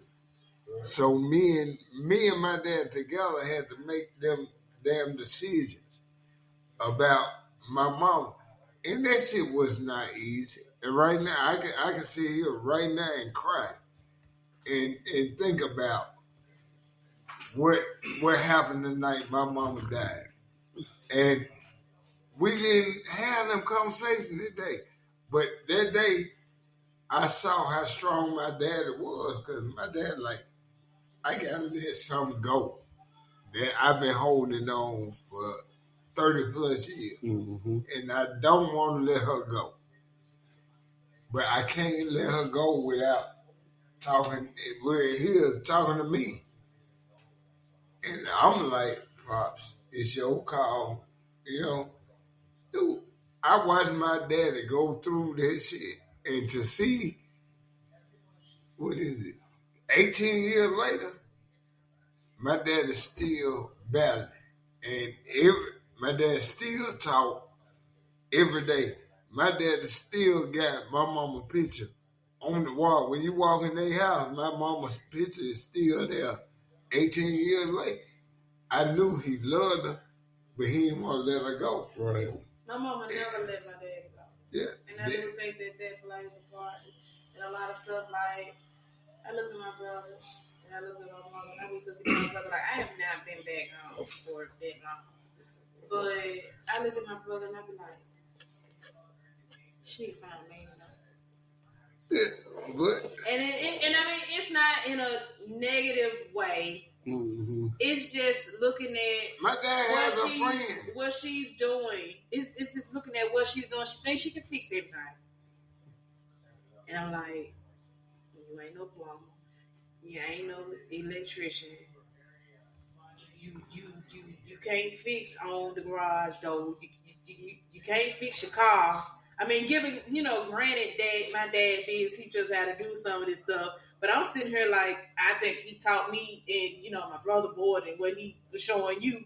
But, I'm like, you can't do all this. I'm like, and then you're mad all the time. I was like, so what a guy is. My dad has a friend. You need to talk to somebody, baby, because My dad has a friend, but my dad mindset is still my mama's house. Yeah, and I think that's what she's saying. My dad still, I promise you, and hey, like laugh as y'all can laugh all the hell y'all want to. If you go in my dad's bathroom right now, my mama teeth still sitting there in a container. Yo, and he still her teeth. Okay, so he still put water in. He still go. He changes out and do. Yeah, that's my mama thing. He's still holding on. But 18 years, they were married forever. And he always said there'll never be another Mrs. And that's what my mom said. She said she didn't think about no this. Yeah. If these was her exact words. He has a friend. He has a friend that comes over, but she's never. And he tell me she never spent the night. she don't stay over there because That's this is my disrespectful. mama's house. Exactly. Yeah, he gonna do it. That's But my I be mama's looking at her and I be like, so when you gonna move? Why? What's And okay. Okay. There's a lot going on. My mom, prior to me getting separated, me and my husband doing just fine. She was telling me how she was so proud of me, how I was doing the things that, she wanted to do, that, she wasn't able to do. I was like, it felt like she was living her dream through me. So when me and my husband separate and I have to come back here, she's all of my business left and right. And I be like, I don't want to talk about that. I hear what you're saying, but can we leave it where it's at right now? We'll revisit that at a later moment. I get what you're saying, but she's trying to push her motive like constantly on me. So I'm like, if you trying to butt in my business, you calling this man mama's going. My mom is a Leo. We are Leos. And if you know Leos, we can't take it there. And don't give two flying fucks. How you feel about it? If the shoe fit, wear that motherfucker and wear it proudly. That's what we stand in. And it gets to the point where with your kids, you're going to stand 10 toes down with your kids regardless. And so she busts her business all in my stuff. And I be like, I didn't even tell you what was going on, but okay. And so after some time, it's like, do you got some business? Do you got a man? What's going on? Why are you in my business? Why are you worried about my separation? Why are you pushing a divorce on me? Why are you here into this? Like with my dad and dealing with my mom, my mama sisters are damn near my dad's best friend. They were married for so long, and he damn near raised her sisters and all that. My dad really ain't gonna do shit without their approval. And see, she doesn't look for ours. And I was I don't want you to look. My dad don't look for my approval. He gonna call one of my aunties, and I'm gonna get a phone call like, "Did you know your dad was friendly?" What the hell? No, I didn't. But he calls them my mama's sisters. Nothing in his life happens without my mama's sister knowing. But see, that's the thing. All of my mom's siblings have passed, except for two. It's just three of them left. And as far as my dad's siblings go, they're not that close. They talk. We're trying to get back, into the huge family dynamic, but she doesn't talk much to them. My mom really just stays to herself. So it really gets to the point where, I started noticing changes, like me bringing food and stuff to the house. I'm like, oh, so that's your boyfriend? I don't mind you having one. He can't stay here. He can't stay here. How you gonna tell?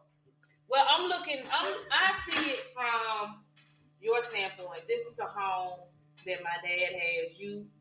This is something that y'all built, and you say this is like a sacred ground to you. I don't mind him, bringing stuff over, coming to see you and stuff like that. He can't stay here, but if y'all choose to do more, you can go X, Y, Z. and I probably my dad said, "Hey, we're going to stay in Tunica." He's not bringing nobody. I don't have, man. That's your house. I know mom been gone 18 years. Like I said, she been gone 18 years. I said my dad's been gone. But my dad like, no. He's been gone almost, this April will be 15 years. But I can't tell you how to run your house. No, I'm not telling her how to run the house, but I see how she moves. Like I don't say much at home. Oh, you see how your mom moves? Yeah, I don't say much at home, but I give my advice. Like, she wants to always give me her advice, and yes, half of her advice is wrong. Yeah. And it's always been wrong, which is why I've been stuck so close to my dad. Her advice might make you still be married, though. No, it didn't. You took her advice? Her advice would not make me still be married. Her advice is... Okay, we still recording. Why aren't you married? I'm still married. And I'm talking about why aren't y'all together? Why ain't we together? He made the decision to disappear. But my mom was looking Same at city. Yeah, we're in the same city. How the hell he disappeared? Y'all in the He went where he wanted to go. I'm not finna chase. Let me tell you something. With Leo, he ain't chase behind me, damn nigga.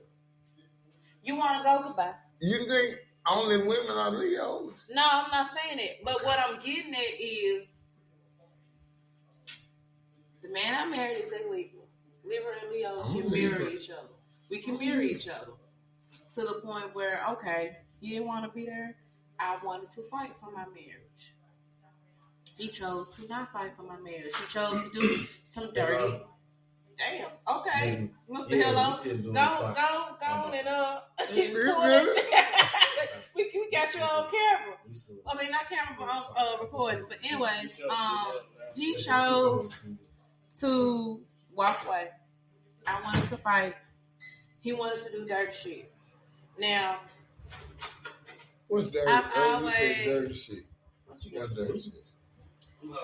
You knew the changes that I made for the family to make sure that the kids were straight.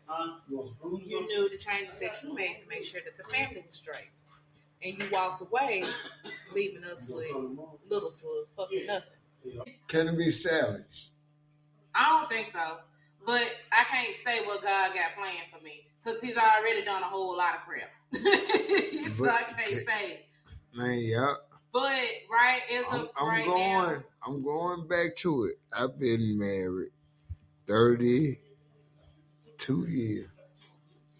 I done did a whole bunch of shit. I can't even tell you. I ain't gonna even try to figure out the shit that she has done. And I don't know if she has done shit. I just know the shit I've done. Mm-hmm. And the many times that I wanted to walk away, but I'm walking away because of the dumb shit I did. Not the dumb shit she did. She ain't never threw shit. But as many times I wanted to walk away, double that shit the many times that she should have walked away. Yeah, but what I'm saying is, if she can be savage, save it. Well, you can't salvage anything by yourself. You can't salvage everything. You can't salvage everything, and you can't save it by yourself. With a marriage, it has to be both people wanting to work on what's going on. You are divorced now. Yeah. Was there ever any time before the divorce or finance that I told you to walk away? Nope. I have that mindset to save it. I'm telling y'all, I have never, ever, let me change it. Because in probably the last 15, 17 years, I have probably been a role model husband. Right. But before then, I was not. I was a nigga that, hey, dude, where we going, where we hang? Hey, we supposed to go to such and such night. Man, I'm finna go kick it with the boys. I holler at you. I was that dude that we married.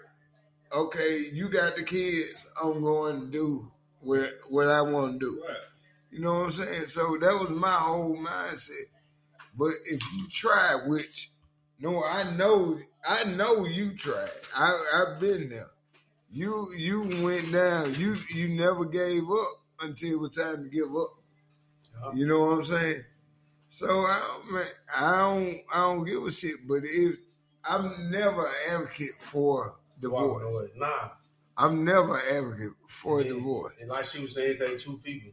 So like, when one person really trying and one don't want to try no more, no matter how hard you try, I want to get them to try. If they don't want to try, they just ain't gonna try. You just gotta accept for what it is. You just sit back and you watch them and you let it go. Yeah. And then it just be hard because like y'all been through certain situations and you'll think like they'll work with you because you work with them. Yeah. Like I ain't gonna sit up and say I was the perfect husband, but I tried. And there's some areas I did good, some areas I could have worked on. But at the end of the day, it ain't not nan material thing, nan sexual thing, nothing that she had that outweighed anything I love but her. I'm Her. gonna tell you what I look at now in the whole black, and I need Trees back out here. She coming. No, but what I look at now in the black community, and that's why I'm glad I got you here.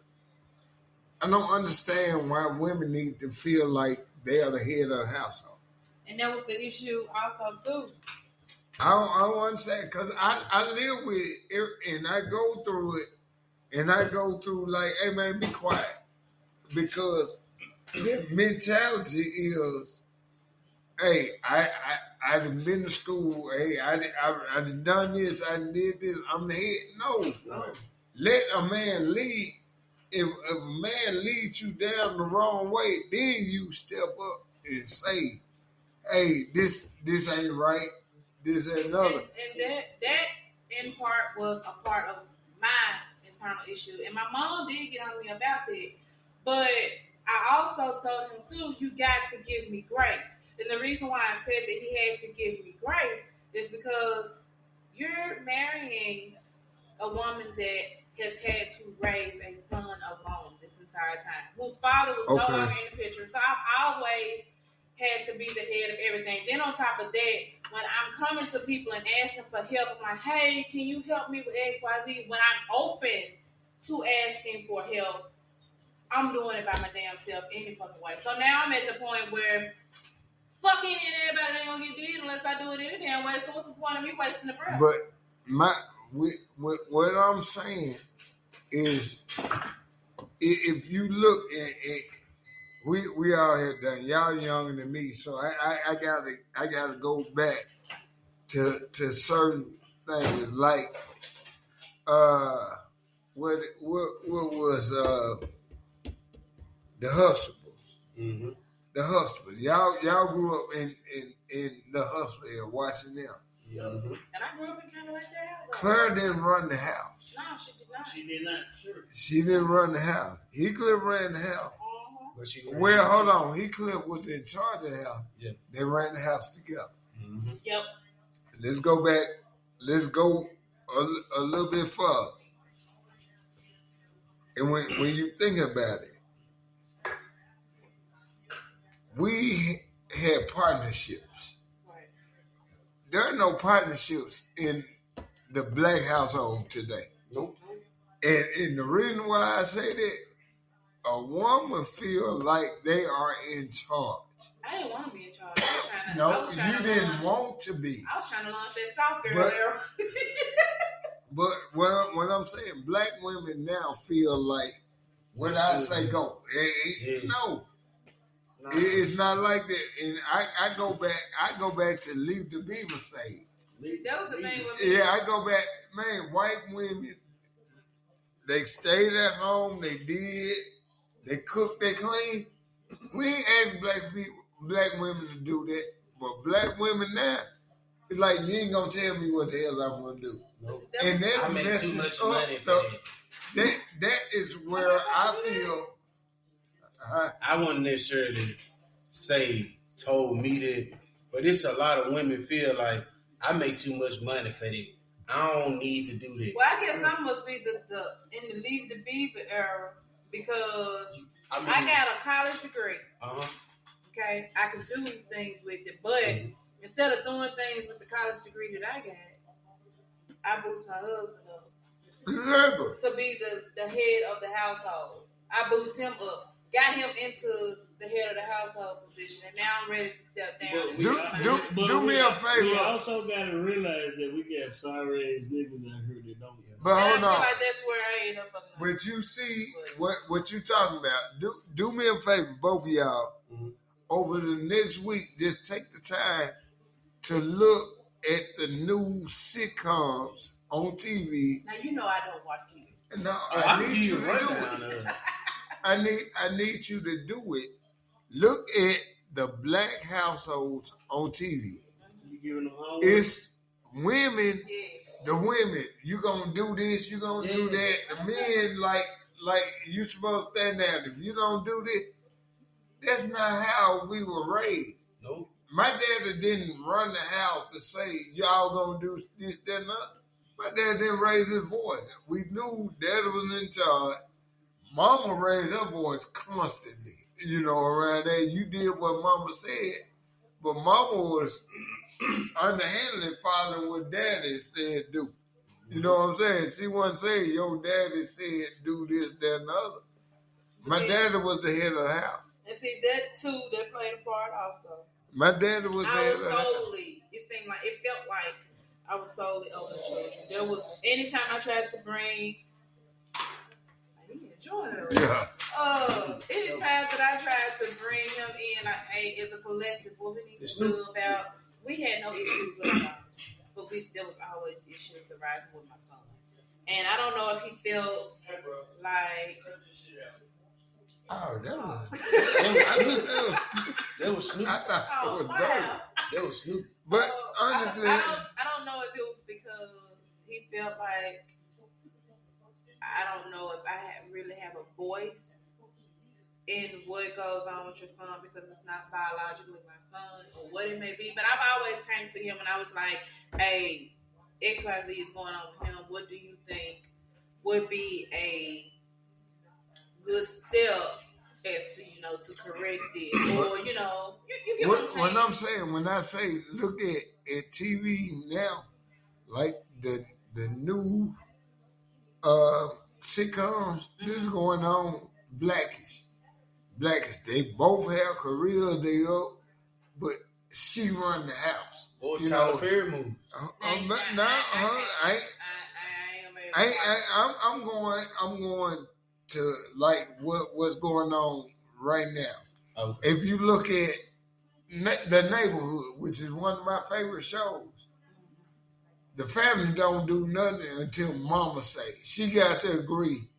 Mama got to, she runs stuff. If she say no, everything stops.